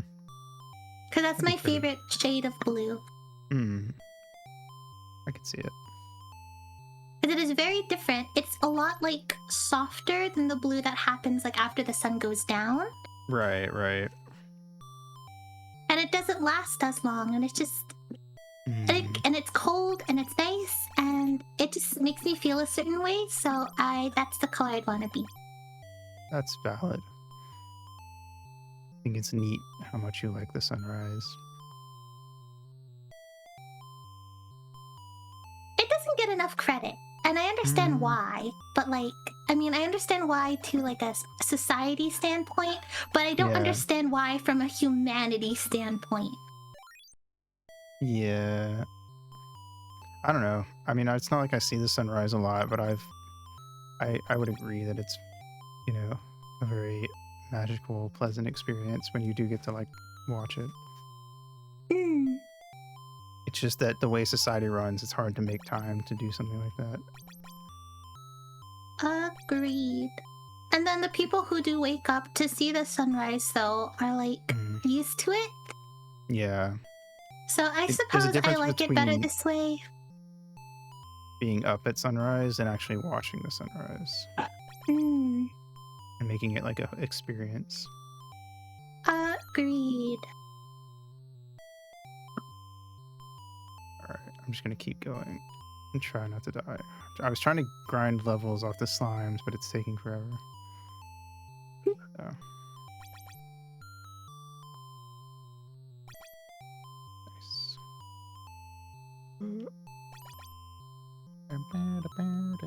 Oh, I found a chest. I got a cross. I can kill a vampire.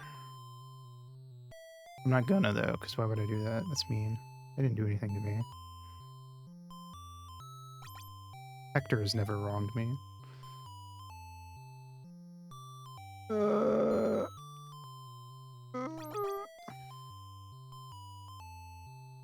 Have you seen the either the show or the movie, what we do in the shadows? I have not. I've only seen the movie. I haven't seen the show, but I liked the movie.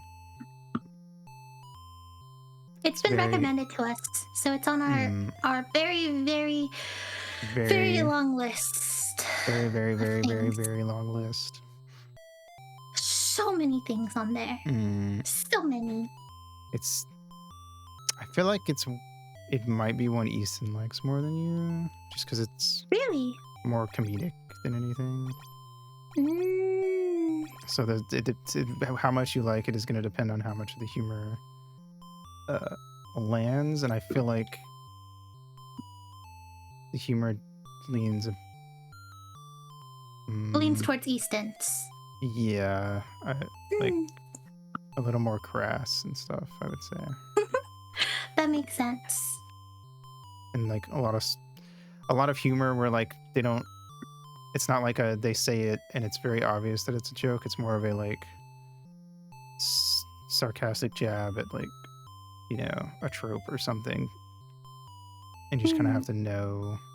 So like, I mean, I guess you probably will pick up on it, some stuff, because I mean, I assume you're decently familiar with like, well, I mean, I know you're familiar with like Gothic literature and stuff. So, Mhm. and they have some ideas that I think are fun. I'm gonna like one I'll spoil is that they have you know, some people who were turned into vampires when they were kids, so they still look like kids. So as an ethical way of getting blood, they go to the park and stuff and like find weird old men who like, you know, are creepy to little girls, and they kill and drink their blood. And I remember the first time I saw it, I thought that was really funny because I was like, that is such a like ethical and like sensible use of like, well, I gotta kill somebody to drink blood. So, Mhm. and I look, you know, I look 12. So hey, let's get rid of some creeps while we're at it. Do society a favor. Mhm. So I don't know. I just thought that was one of my favorite bits from that because it goes by really quick. They don't really like they mention it, but they don't really sit on it for too long because it's just like some Well, that's good. yeah vampires. But also it's kind of presented like it's like a mockumentary sort of thing. Like there's a film crew filming this group of vampires that all live together. Well, that's cool. Yeah. It's interesting. Oh god. I need the lantern to go in there. But yeah, it's pretty good, I would say. Yeah, like I said, I think it's just going to depend on how funny you think the jokes are and stuff. It's a I'm lot willing of to dry try humor. anything. For Yeah. the I mean, most part. I think you'd enjoy it well enough. It's just, I just think Easton would probably enjoy it more because it's a lot of dry humor and stuff. So, and you know, Probably. with like sarcasm and like stuff like that, sometimes you know, for What? you, I'm great at sarcasm. I know sarcasm. so good at sarcasm. I get every social cue ever. I've never Ever, missed a all of single them. social cue.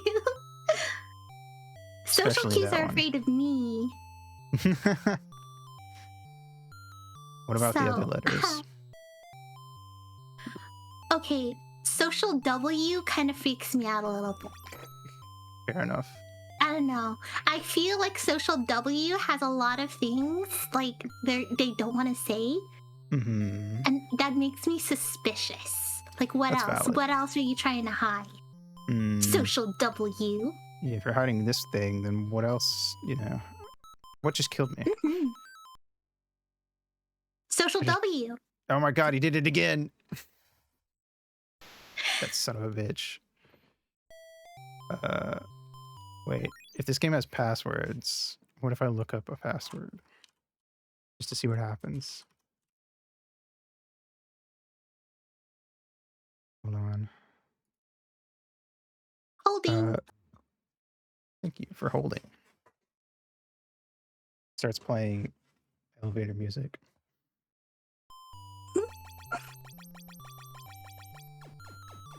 Nice. All right.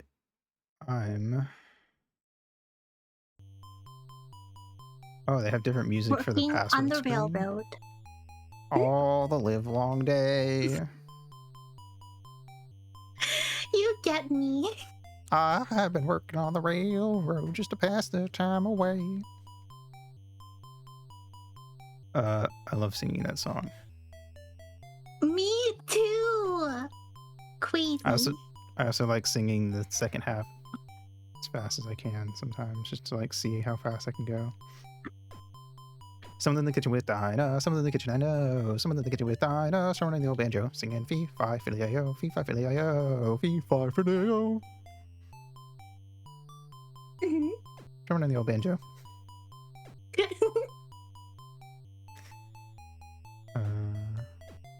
In each 7.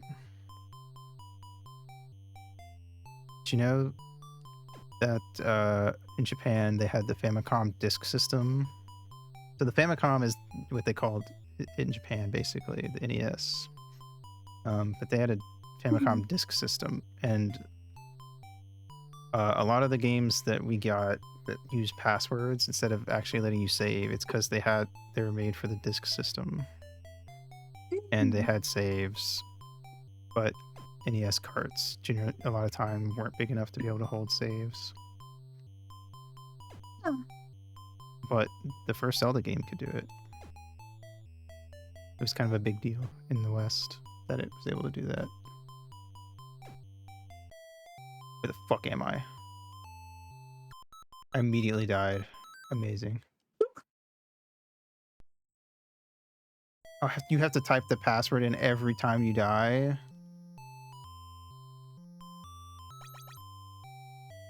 This game sucks, boy. I'm really curious how you're going to rank these games. It hasn't been a great day for the random games, has it? What? Okay, I figured it out. I think if you attack a... Oh, never mind. For a second, I thought if you attacked a monster and your shield was, like, in the center of the monster, you didn't take damage, but that's not true. I still took damage.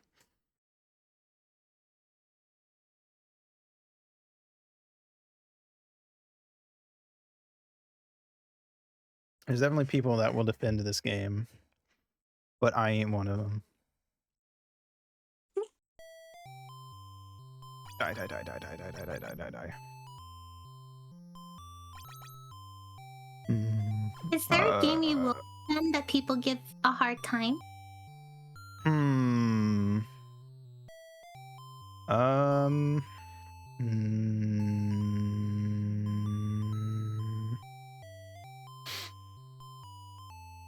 Not sure.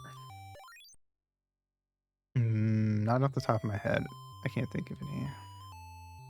I'm just gonna let the game sit here, and I'm gonna pull up my list of games we've beaten on stream and see if I can find one. Just for you. It better be just for me. What the heck? That's why I said it, silly. Yeah, but why did you have to say it? Are you hiding something? No, I'm just reminding you how epic and cool you are.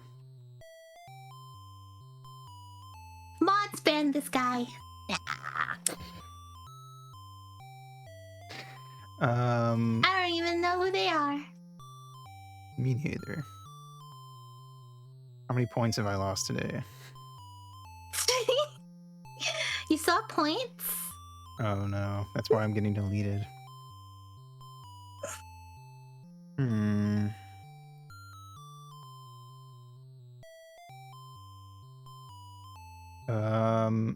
This one's like a weird one. I feel like a lot of people... Pokemon Crystal, I like a lot. The second generation Pokemon. But I feel like when people talk about it, they complain about it more than anything else. Like, they always talk about how, like, bad the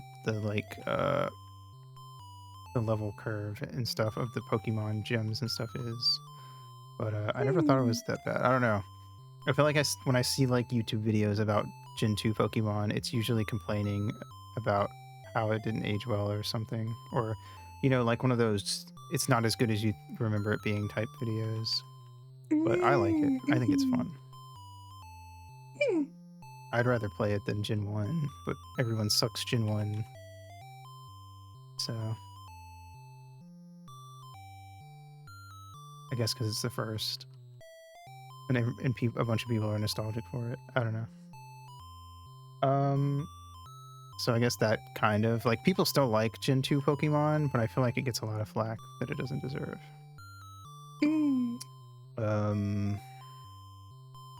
I don't ever hear anyone talk about Chameleon Twist, so it's not like people say it's bad, but I think it's really fun.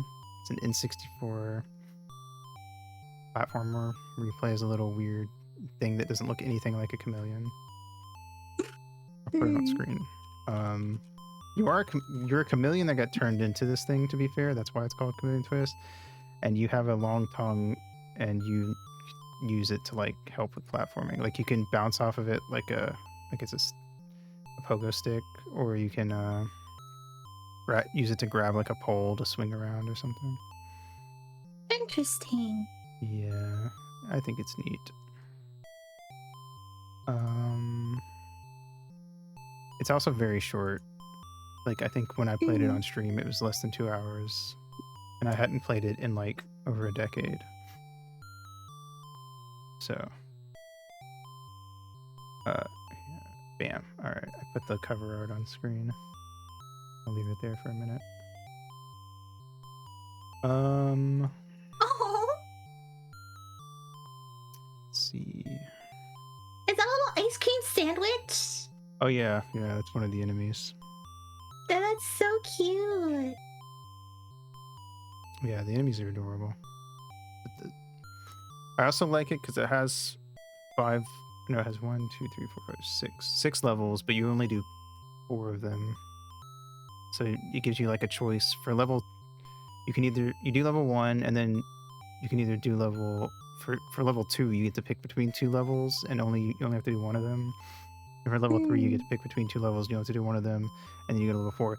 So I like it because it lets you be. It feels like the game is being like, you don't have to do all the levels if you don't want to, but if you want to do them, you can. I like when games just are straight up with you and they're like, yeah, there's a bunch of extra stuff. You don't have to do it all. You can just do some of it. I don't like when games are like annoying about like trying to make you do everything. Agreed. And just wasting your time. A lot of people really like Nier Automata. I don't know if you've probably seen 2B before. Somewhere. I think people wanted me to do an audio based off of it. Is it the one with the blindfold? The white-haired one? Yep. Hmm. Everyone really likes that game, but I like the Nier game that came before it a lot more. I think it's much more fun, and I played Nier Automata and I got really bored and dropped it. But I like the original Nier a lot. There are people pinging your location right now to like. They are coming to destroy me, but they will fall at my fairy punch. True. My fairy fists.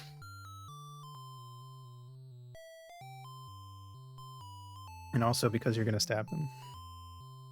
I was gonna say, correct. Let's see.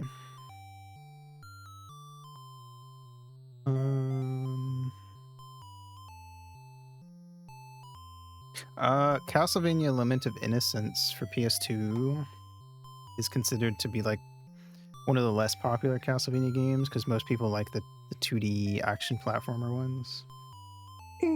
But this one is like a 3D action game, but I liked it a lot when I played it. That was really fun. Got a lot of fun, wacky gothic vibes and areas and stuff, as the Castlevania series does. I don't know. I thought it was good. I never hear anyone talk about it, and usually when I do, people say it's meh, but I thought it was very fun. Let's see.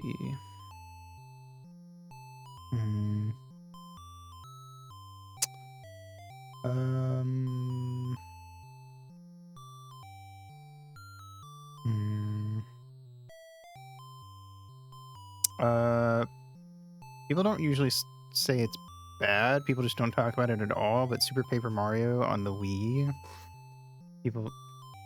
so like the first 2 Paper Marios are considered the good ones, and everyone says everything after that sucks. And I do think there are some issues worth noting about Super Paper Mario, because it's not the transition away from it being an RPG to a platformer. Some of the a lot of the mechanics, I'd even say, are kind of rough or feel underbaked. And I think certain parts of the game really drag out. And I think just overall the game's a lot longer than it needed to be. But it has a really good story and characters and stuff. And a lot of memorable moments. And I had a lot of fun with it, despite some of the flaws. I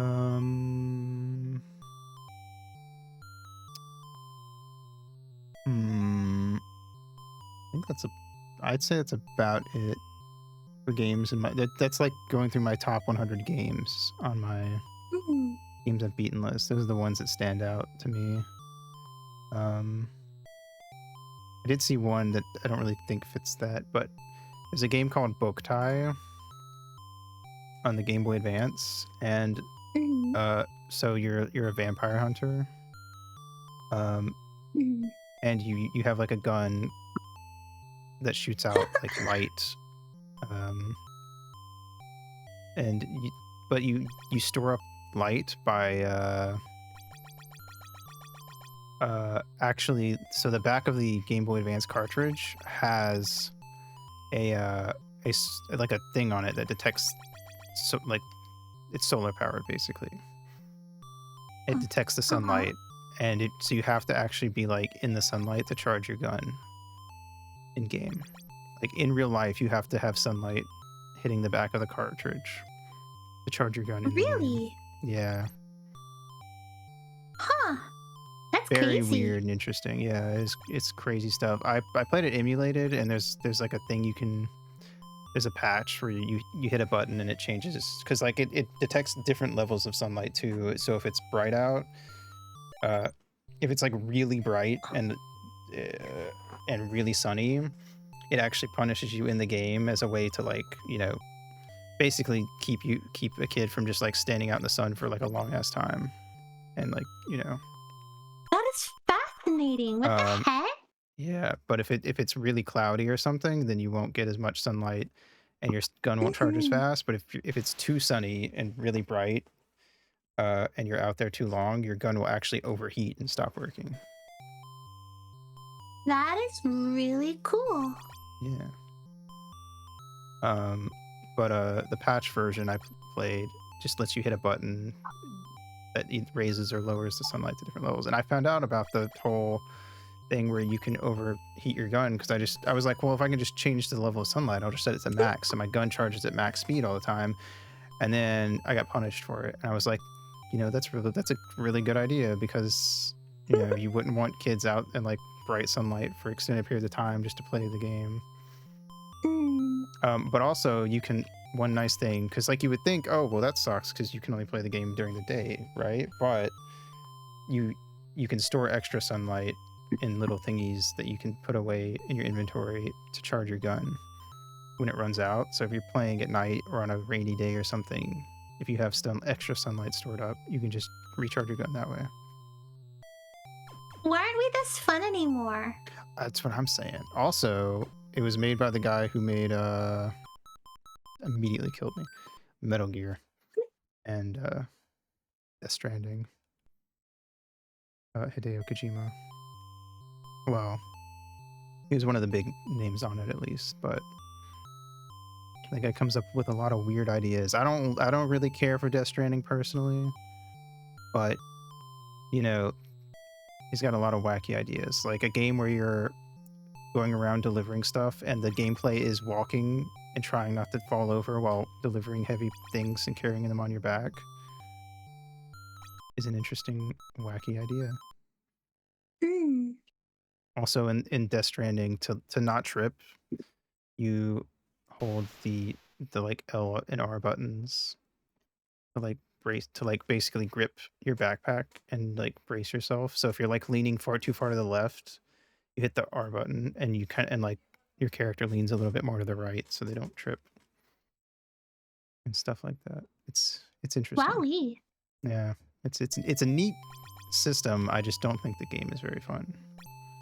But I do think it's one of the more interesting games that's come out in a bit, so I think it deserves credit for that. It is innovative, if nothing else, and that's nice to see. Correct. I have seen like 5 screens of this game, and I have no idea what the best path through this would be, but this game sucks. Yeah, I'm so curious as to how you're going to rank all of them. We will find out at the end. We have one more game after this. I'm hoping it's a winner. Me too. What even? I don't remember what it was.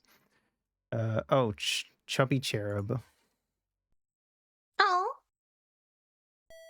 which I'm assuming is probably like a platformer or a shooter.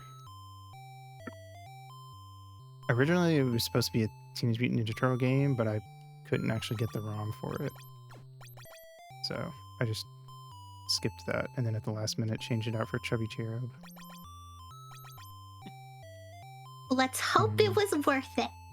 We're gonna freaky find out. Also, that rock moves, and I don't much care for that.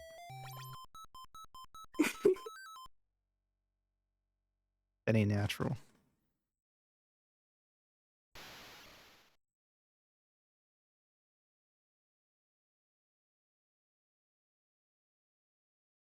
I find it interesting that when the princess splits, she becomes a white fairy, an orange fairy, and a green fairy.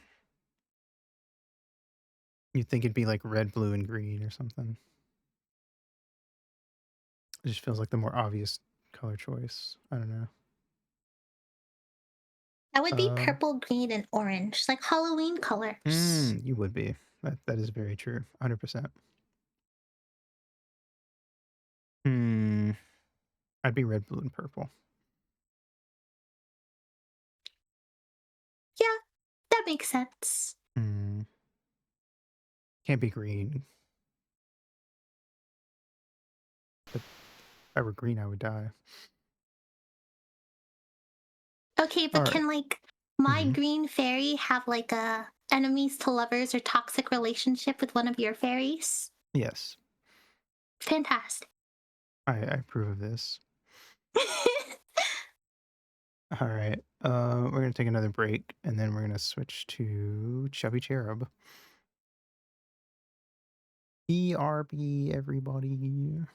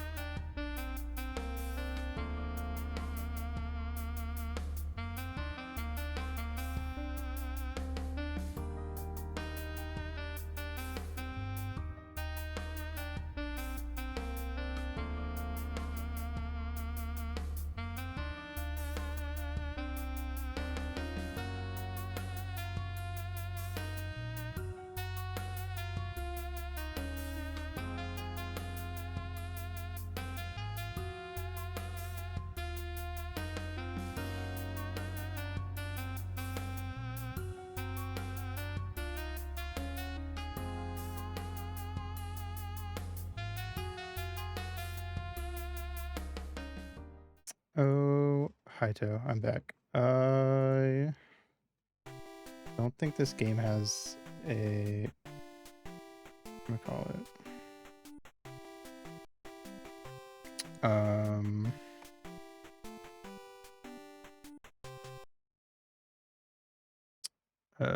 Category on Twitch. Oh wait, is that it? Oh, I looked up the Japanese name and it came up, so maybe that's what I gotta do. I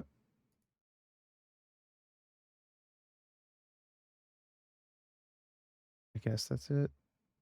Okay, never mind. Let me make sure it updated properly. Yeah. Okay, weird. Anyway, never mind. Here we go. I guess we're playing the game now. I'm gonna be honest. I don't think this is gonna be much better than the other ones. Ow.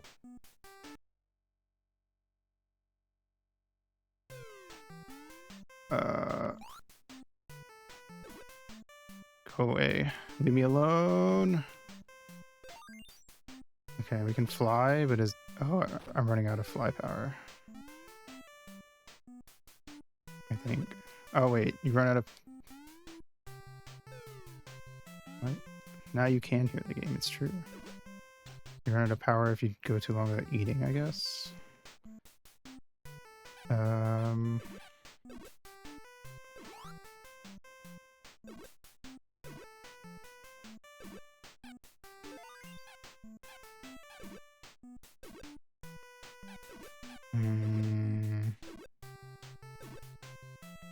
Do I have to get all the food, or I guess I have to get all the food in the level. But I can't go back though. Oh, I can go forward now? Okay.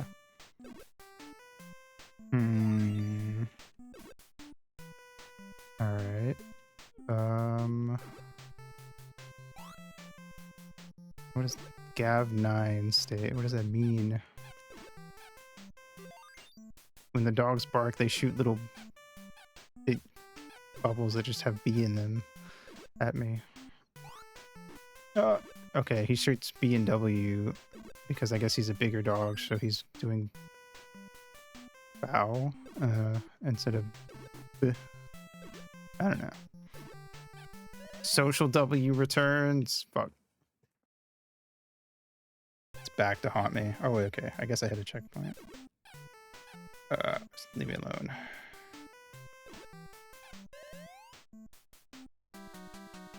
Game over. Well. Rip. Aroni. Alright, well.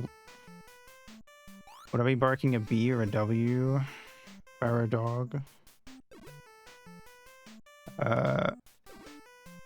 Probably a B, I think.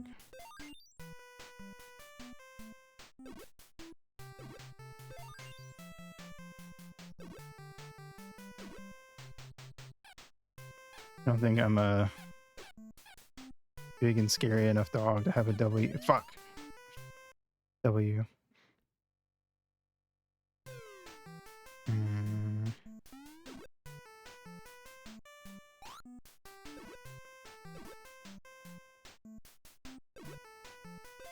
Leave me alone.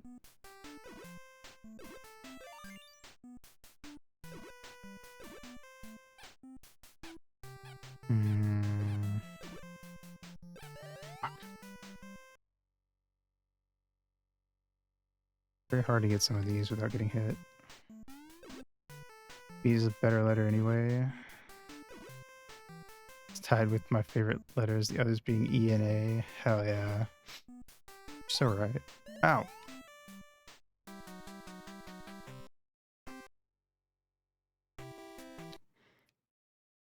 I don't know if this game is difficult or if I'm just going for all the food when I don't need to be. But I mean, if that's the like main collectible, so I would assume I need to get as much of it as I can. I don't know. I guess I can try to go for the food that isn't too close to a dog. Or any of the other enemies.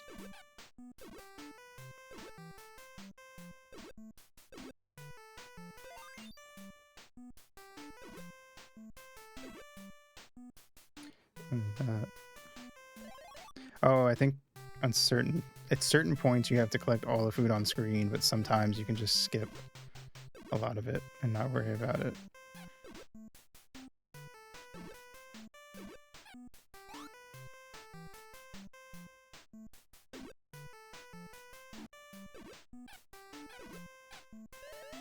Fuck. The onigiri is cute. Chili donuts for the English speakers. True. It won't let me. Oh, okay. I thought it wasn't gonna let me eat the lollipop. Is that this thing like right here? Is that dongo? Dongo? How do you say it? And there's a little cupcake. Oh, grapes. Leave me alone, leave me alone, leave me alone, leave me alone. Apple. Fuck.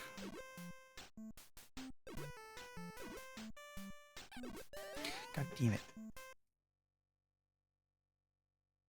Got any grapes? Not anymore, because I freaking died. That was a sweet treat. What sweet treat would I be? Fuck. Good question.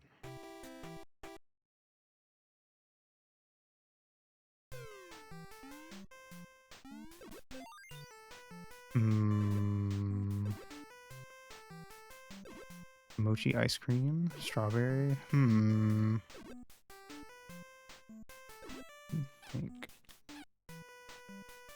I think I would be like.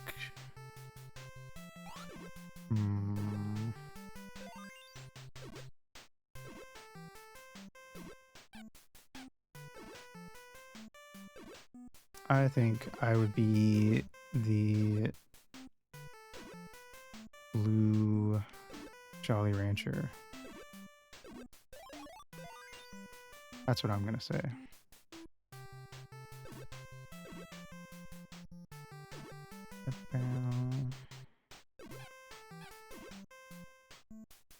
Can't think of any desserts or anything because I haven't eaten a lot of varied kinds of desserts. That almost hit me. Oh my god. Help, help. Gimme. Can we beat stage 1? Oh, there's dogs everywhere. Run! Run, Chubby Cherub! Berry bread? Oh, I forgot that was a thing. You're so right. Okay, I think we beat stage 1. Yay!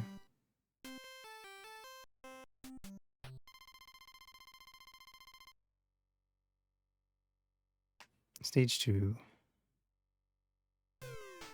I guess we have to get to like a certain person each time. Cotton candy, maybe. Cotton candy is fun, but I never liked that. Like it always, at least for me, any cotton candy I've had, like you don't even really have a chance to like fully savor it. I feel like by the time you've taken a bite, I feel like it's like basically vanished. That's how I always remember it being for me, at least. Maybe I just never had good cotton candy. Stop that. Stop that out.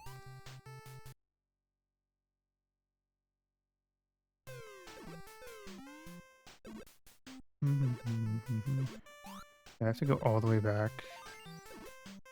Find the fairy circle. Cotton candy machine. Hell yeah. Sounds epic.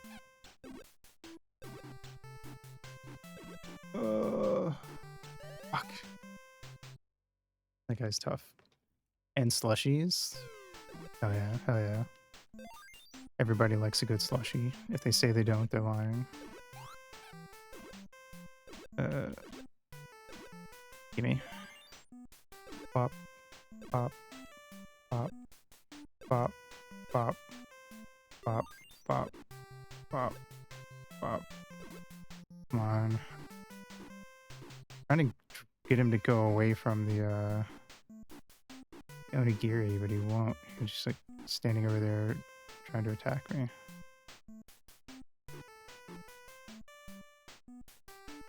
Ah, fuck. How am I supposed to get past him? Oh, you have to start all the way from the beginning if you die. Man.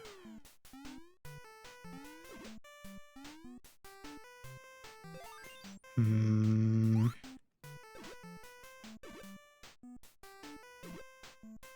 Okay.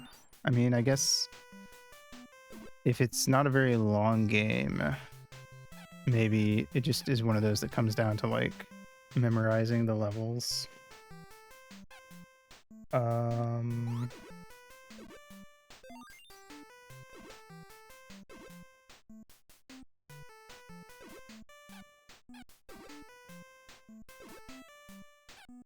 And just, you know, getting really good at them.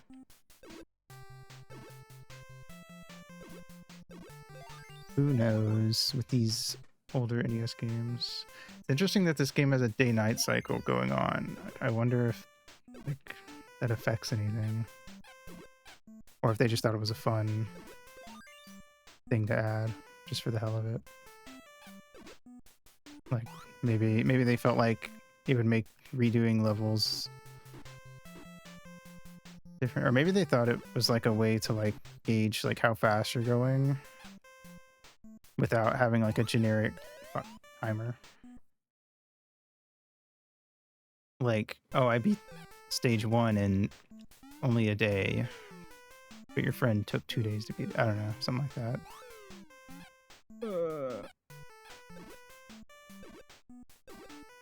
Would be kind of an interesting way of doing it.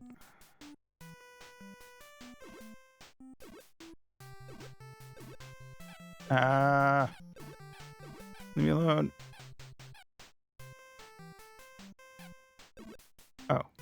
Oh, you just have to find him. You don't have to eat all of the food on that screen. I guess it's random every time because he was in a different one, and so was the dog. Okay.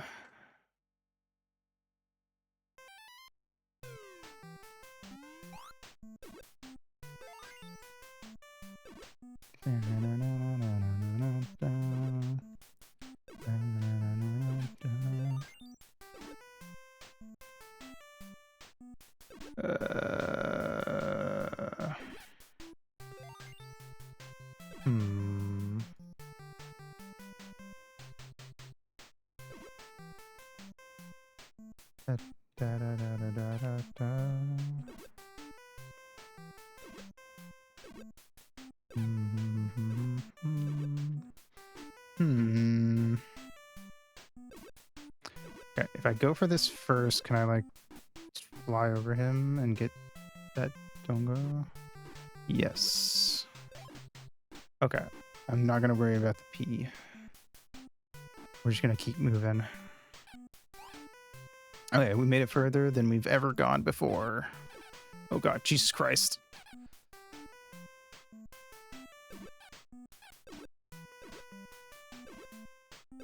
Okay.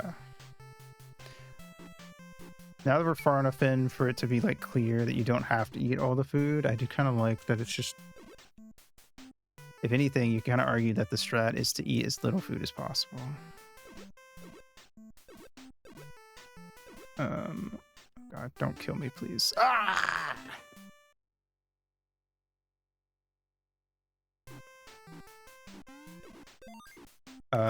And you only want to eat the minimum amount of food to keep you from running out of power, so you can make it, because I assume if you run out of power, it counts as a death automatically. Alright, I'm going over here. The fucking dog is back. Damn it. Okay.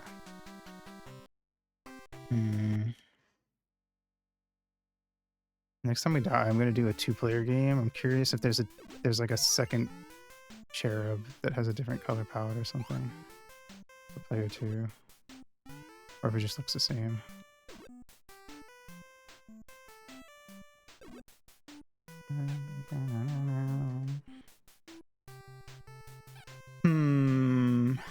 Okay, I'm trying to think. What did we play today? Played Arch Rivals, which, I mean, I guess it was like kind of sort of okay for what it was. Definitely not something I would have ever played more than once as a kid. But I think that's partially because it's like basketball with the punchies. But I don't feel like that. I didn't feel like that made the game interesting enough to me, like, or unique enough. But I could see what they were going for, I suppose. Fuck. Also, I just realized I think only certain colored dogs can bark at you. Never mind, I'm wrong.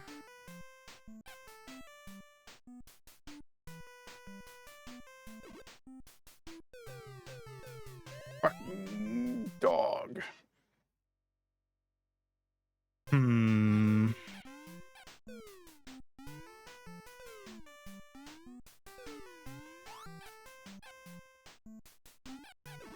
Fuck.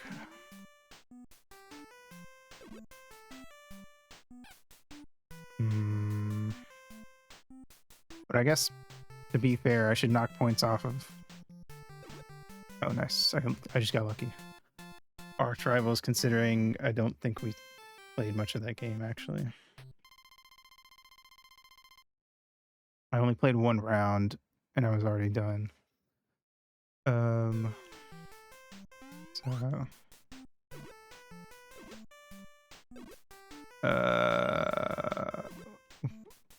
Holy Diver.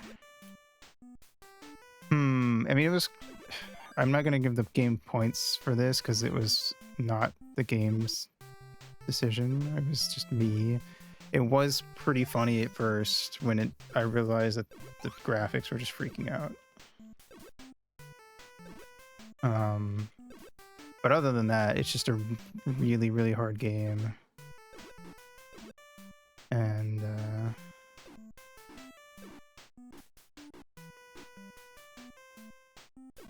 dunno. Shit, I think oh no, I did it. We're good. Let's go.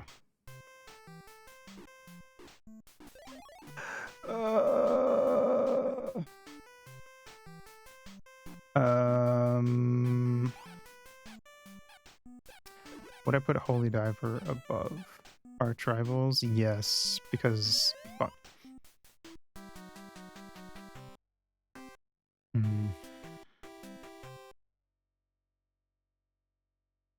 It was, I mean, hold on. Yeah, had to take a drink. It was a game that I don't think I would ever actually, well, I don't know, I guess using save states and stuff, maybe playing Holy Diver all the way through wouldn't be so bad. Or like an infinite lives cheat or something.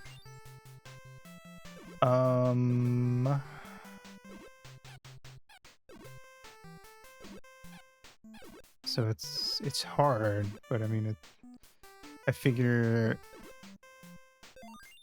I don't know. I'm kind of like, I feel like I shouldn't hold the fact that the game I downloaded was glitchy, because I could have easily just gotten like the JP version, a regular JP version, and it probably would have run fine.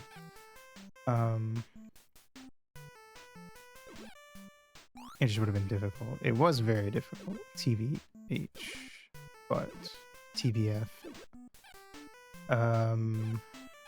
Oh wait, ah, damn it! I was trying to dodge that dog, and the other dog shot me with a bark.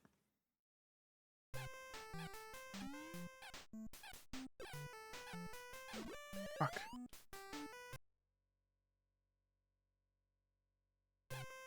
These dogs will spawn camp you, man. I'm telling you.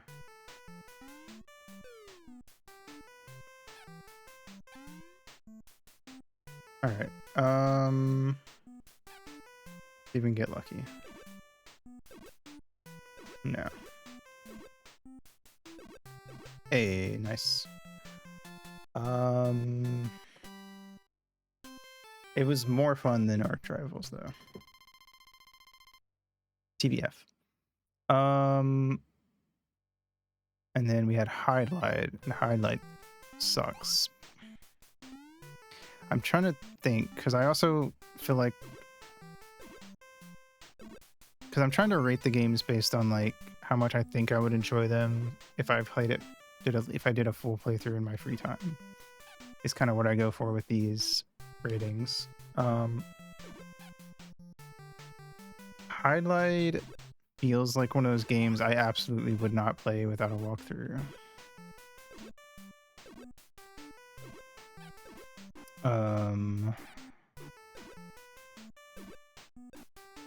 Would I... Oh, I'm gonna go back. Hold on. Would I enjoy it? I mean, it seemed pretty annoying in terms of like how much you have to... I don't know, maybe you don't... It felt... I can't tell if you're supposed to grind a bunch of levels. Oh my god, that was so fast. Or not. It's kind of one of those things with those older games is like maybe because it took forever for seemed like to gain a single level, and I just feel like the amount of time you'd have to waste just to get one level up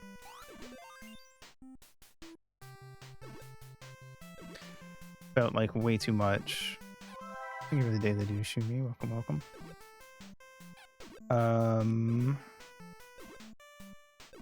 So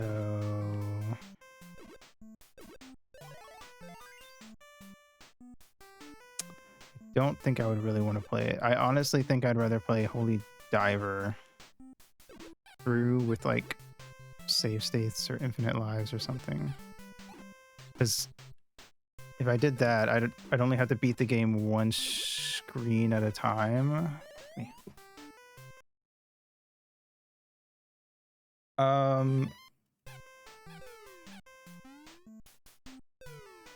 Jump.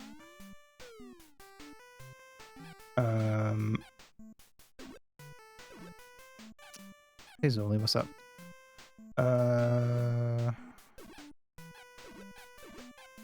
Nice. So I feel like as hard as it is, eventually I feel like I'd be able to get through that one screen. And yeah, it is not great. We have not had a great pick of games today, sadly. It's not like that bad to play. It's pretty repetitive though.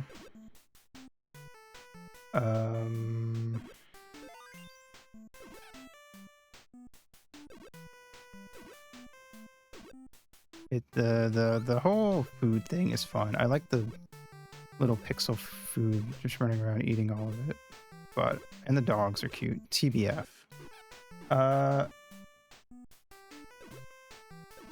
It knows how. Oh, I think it's trying to be silly. For sure. 100.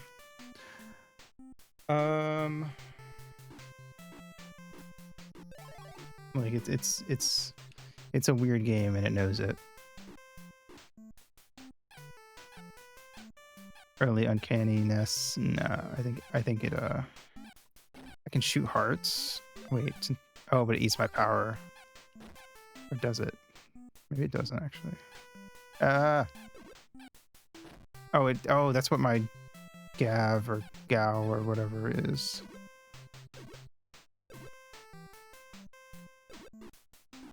Okay. I have a limited amount of shots per stage, I guess. Can I actually take out the dogs with it? Damn it. I shouldn't have flown right out. That was on me. I don't remember what year this came out. My week's been going all right. Hold on. It came out 85. So I mean, it is pretty early NES.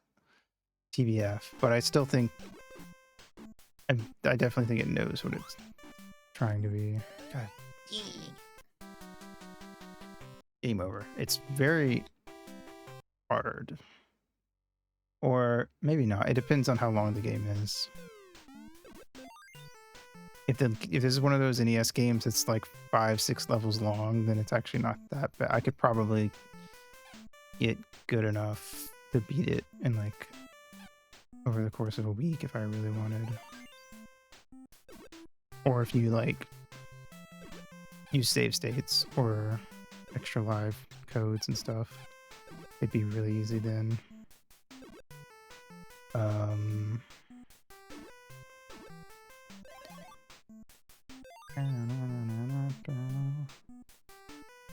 The pooples, indeed, they are cute.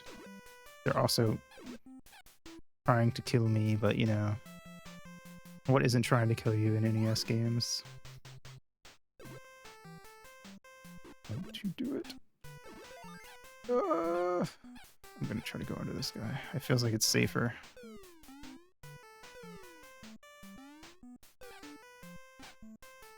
No!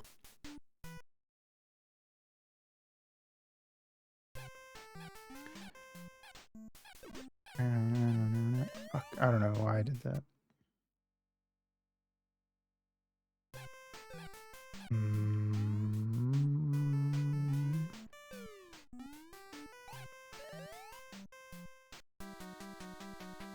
Trying to figure out the best way through there.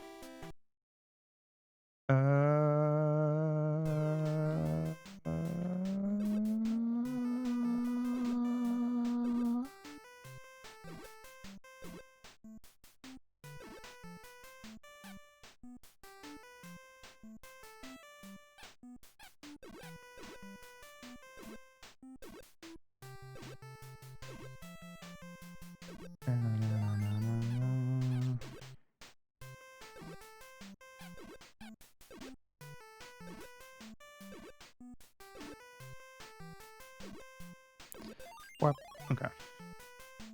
But anyway, back to the games.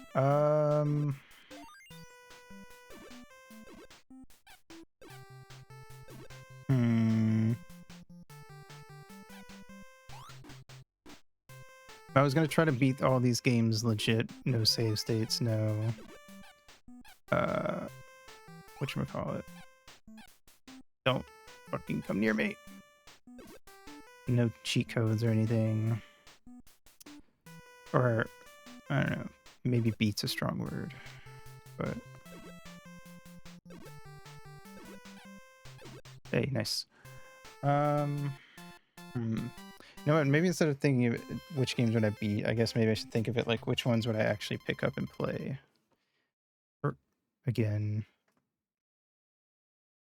like how fun would it be to just, because that's probably what I would have done a lot if I had an NES as a kid, as I wouldn't have really cared about beating games a lot of the time. I think I would have just, unless it was like a game like Zelda that had a built-in save system,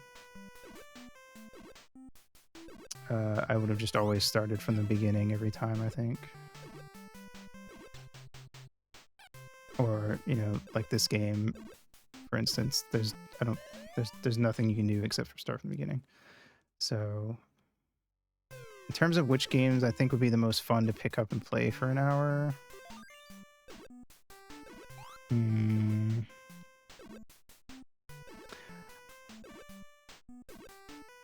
I mean, kid me would have picked up Hydlide because of the fantasy theming, but I don't think I would pick up Hydlide as an adult.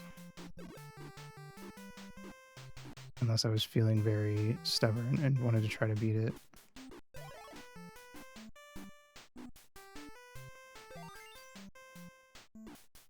Honestly, unironically, I think this is probably the best game. Just because I think, like, the difficulty of Holy Diver meant that you're just stuck on, like, if you're not, I'm not using any best game ever, correct. Real and true. Um, I don't know. It's like not in the grand scheme of things. It's not like one of the best games I've ever played or anything, even on the NES, but it's fine. I think if I picked this game up for an hour or two once a week, I would probably eventually, you know, get good enough to beat it. And I think without a walkthrough or save stating or anything like that in Hydlide, I don't know how. I mean, I guess eventually I would probably get through Hydlide. It's just a matter of like, how long would it take me to scrub the entire overworld for the next thing to do and then finally make some progress. And then the fact that every time you die, you have to type the password back in is a whole thing. If you want to get back to where you were, and I'm pretty certain that game is not something I would be able to beat in one sitting, unless I dedicated a whole day to it and I already knew what to do in every place.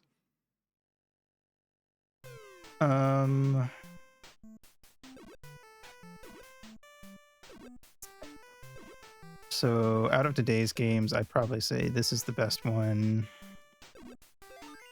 And then Holy Diver, but only if it was a better working copy that didn't have glitchy graphics. Oh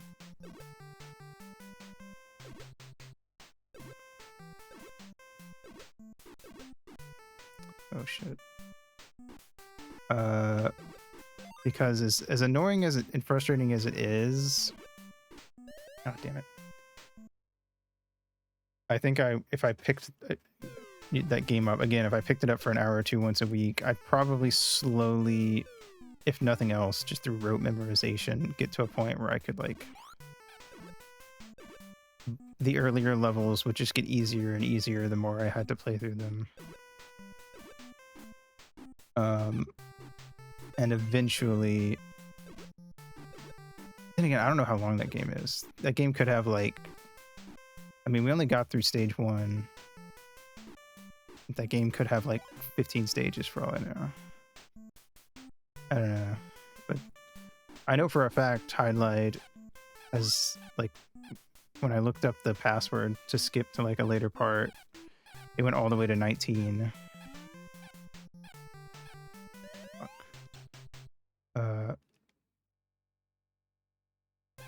So, and we didn't even get to stage or to level 1 or whatever you want to call it. First, like, dungeon boss thingy of the game, as far as I'm aware. We didn't make any progress. So yeah, I'd say Chubby, Cherub, Holy Diver, Hydlide, Arch Rivals.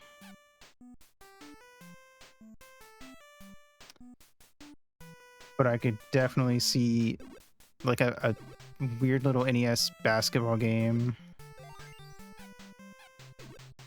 Did you guess wrong what order I was going to rate them? I could see somebody else liking Arch Rivals a lot, but it didn't do anything for me. It was just kind of like, it was just a very basic NES basketball game. And you could also punch people if you were lined up perfectly with them when they were running past you, which didn't do enough for me to make it any more fun than your typical sports game. Don't you bark at me. Switch the middle to. Yeah. Hydlide would just be a much bigger commitment to do a full playthrough of than I think. Even with save states and cheats,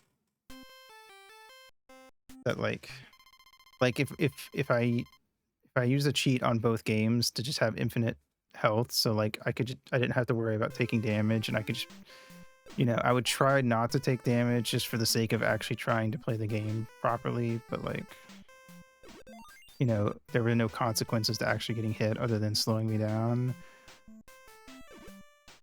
or I used save states, or I used infinite lives, or something along those lines. I just feel like Holy Diver would be frustrating, but the gameplay was more solid, and I think that beating a stage or even just a new screen would feel more satisfying than it would in Hydlide, where I think I would end up having a lot of like moments where I beat a section and I wasn't even like that happy about it. I was just relieved to be out of an annoying part of the game, but then I would think, you know, how annoying is the next part going to be? I'm too low on power to fly. Okay, apparently if you get too low, you can't fly anymore. That's good to know.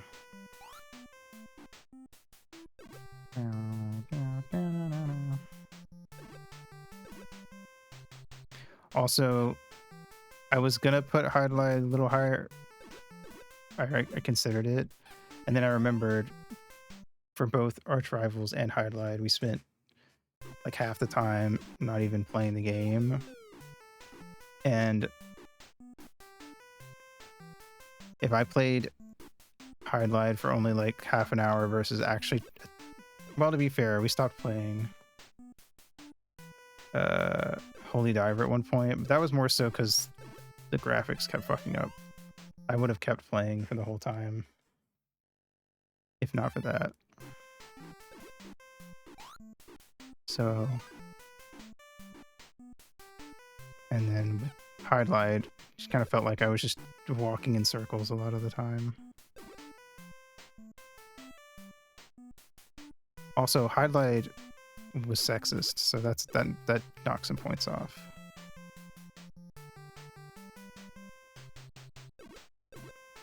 Wow. Wait, did we actually beat stage 2 finally? Holy shit.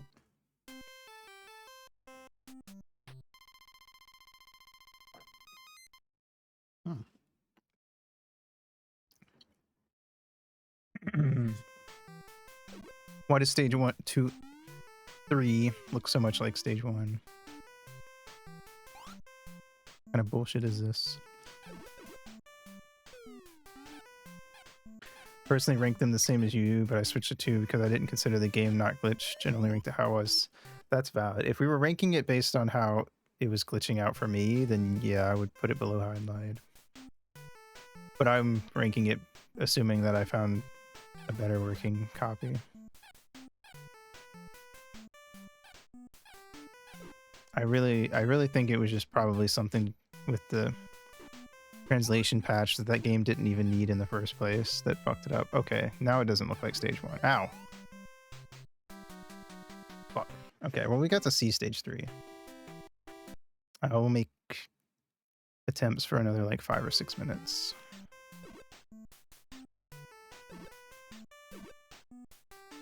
Oh, does the P fill up your like heart shot thingy? Is that what that is? Okay. I feel like the more I play this, oh no, it doesn't. Oh, it just fills up your power all the way, I guess. Like it's oh, I guess the Gav meter just fills up on its own slowly. Okay. I think this game is out of the 3, excluding Arch Rivals, which is like a very straightforward sports game overall, I feel like this one is the most clear and fair about its rules.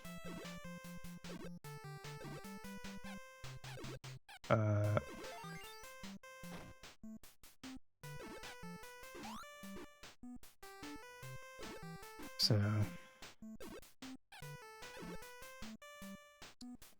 I guess another point I would say for why I kind of stand by putting Holy Diver over Hydlide is like, I think if I played Hydlide, I would want to have like a not super annoying, incredibly long amount of time spent on it.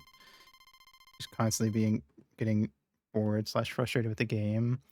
I'd have to not only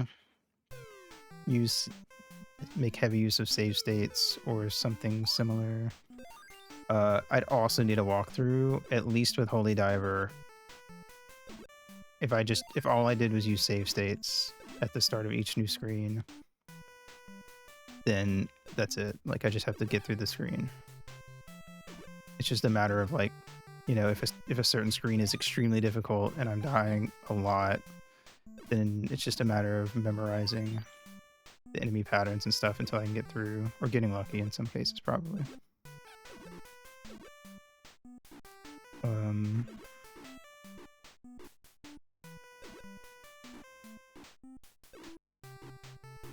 Also, I just remembered, I totally forgot this was a thing. Oh, fuck. In Hydlide, it doesn't give you your password when you die. You just have to stop every once in a while and pause the game and open up the password, like a little password menu, and then write the password down. So you just have to, every time you level up or you get a new item or something, you're supposed to pause the game, write the password down, and then continue playing, which is also annoying. But obviously I would just be using save states if I was gonna, in this hypothetical scenario.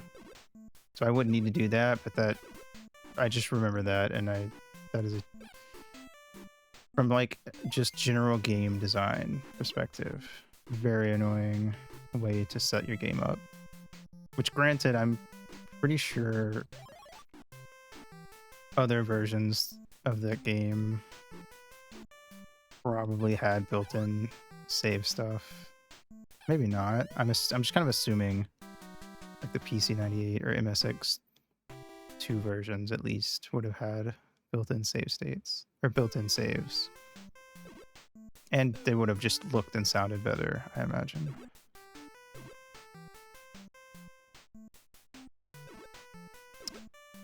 I don't know. I haven't played those. I have heard that other versions of Hydlide are a lot more fun. I still probably wouldn't want to do a playthrough of... Oh, the P makes you invincible for a time. That's what it does. Finally figured it out. Okay, I've been trying to figure out what exactly the benefit of picking that up is.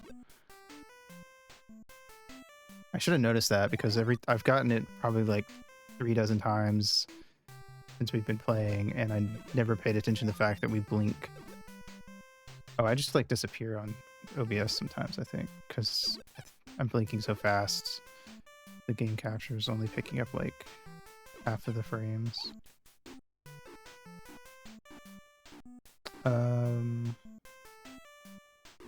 Fuck. I don't know why I went for that apple. Anyway. Oh, I do not like where it started me. Please don't bark. Okay. Anyway. Yeah, no, I think that's fair. Out of these 4, I feel like that's pretty fair. I'm gonna go until I die or beat this stage, and then we'll go rank them with all the other games we've done on these NES thingies and see where I put them. Oh my god, first try. Nice. I still definitely think Defenders of Dynatron City is the worst one we've played so far. Easily. All right. Here we go.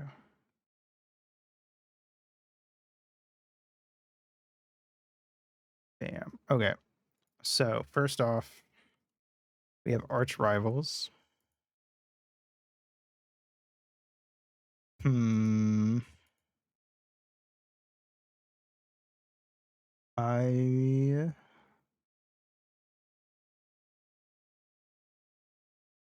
Trying to think if I would put it above or below Indiana Jones Chronicles.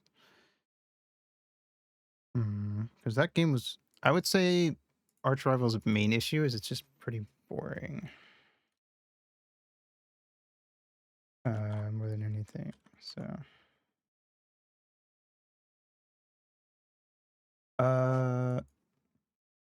But Indiana Jones Chronicles is actually frustrating. Holy Diver.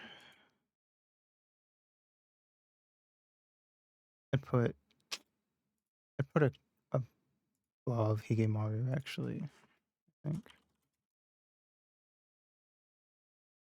But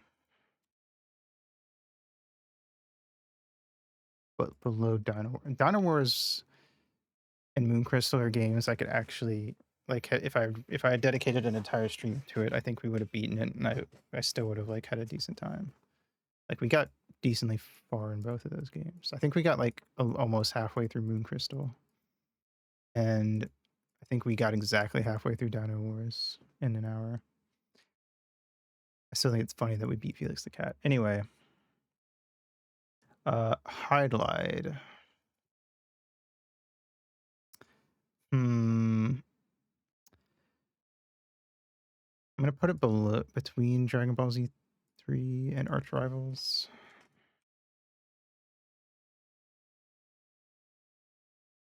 I still would have probably rather try to do a playthrough of Hydlide than Arch Rivals, because Arch Rivals is just kind of nothing. I don't know. Like you're just every time you play it, you're doing the exact same thing. The only difference is I guess there's different characters and they presumably have slightly different stats, but I don't think I would like the game enough to really notice too much of a difference. Chubby Cherub. I would put it just slightly above Holy Diver, I think. I think I would rather have done like a Dino Wars playthrough, TBH. 5, 6, 7, 8, 11.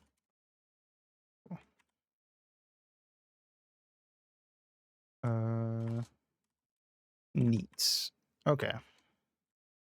So that is my rankings of every game we've done for these streams so far.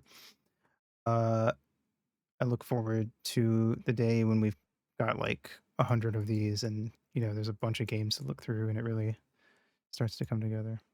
So we'll see when we get there. All right. Let's see. Sunday we're going to be doing Muppet Treasure Island. So that'll be cool. Tomorrow we're going to be watching more MOP in the Discord also. Before I forget. Tuesday we're going to play the Game Boy Donkey Kong game, which is not just original Donkey Kong. It is a separate game.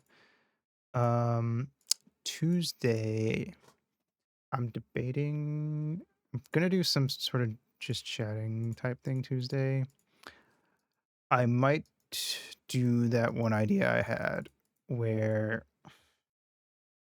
I take like older retro game consoles and I'm like, if this game console was a Pokemon trainer, what Pokemon do I think fit it based on like the best selling games on said console and what the console is known for and stuff like that. We'll see. Unless I come up with a better idea, that might be what I do. Although I might also debate between that, because originally my idea was, what if game consoles were Pokemon? Like what types and stuff would they be? So I'll pick between those two. Which one I think I could talk about for longer, I guess. To be fair, there's a lot of consoles, so I mean, you know, I don't know. We'll see.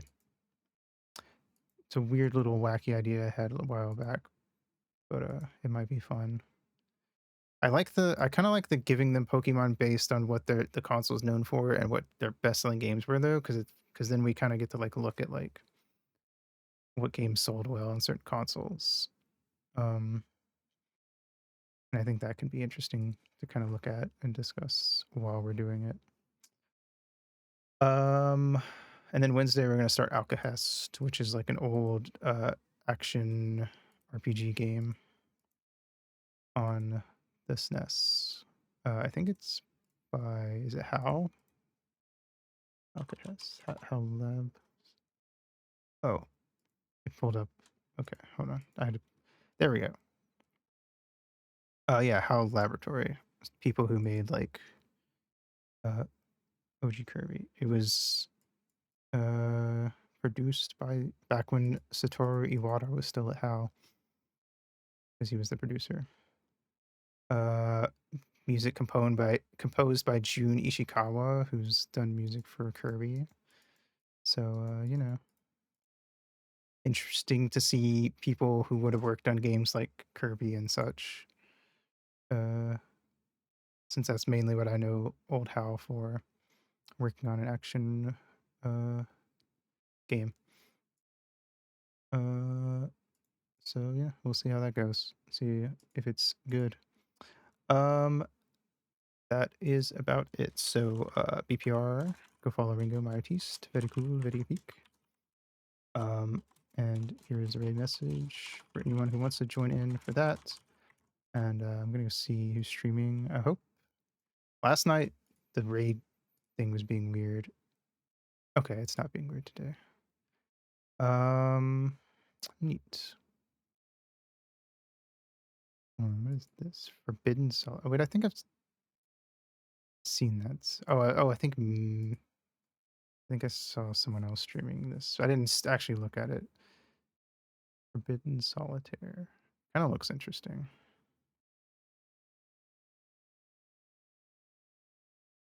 I'm guessing it's something inspired by Balatro. It has more of a spooky vibe, though. I don't know. I guess we'll go check that out. We're gonna go raid Blanket or Ghost, who's playing Forbidden Solitaire. So cool. Thanks for coming out. Have a good day, good night, whatever it is for you. And I will see you in the next stream. Mwah.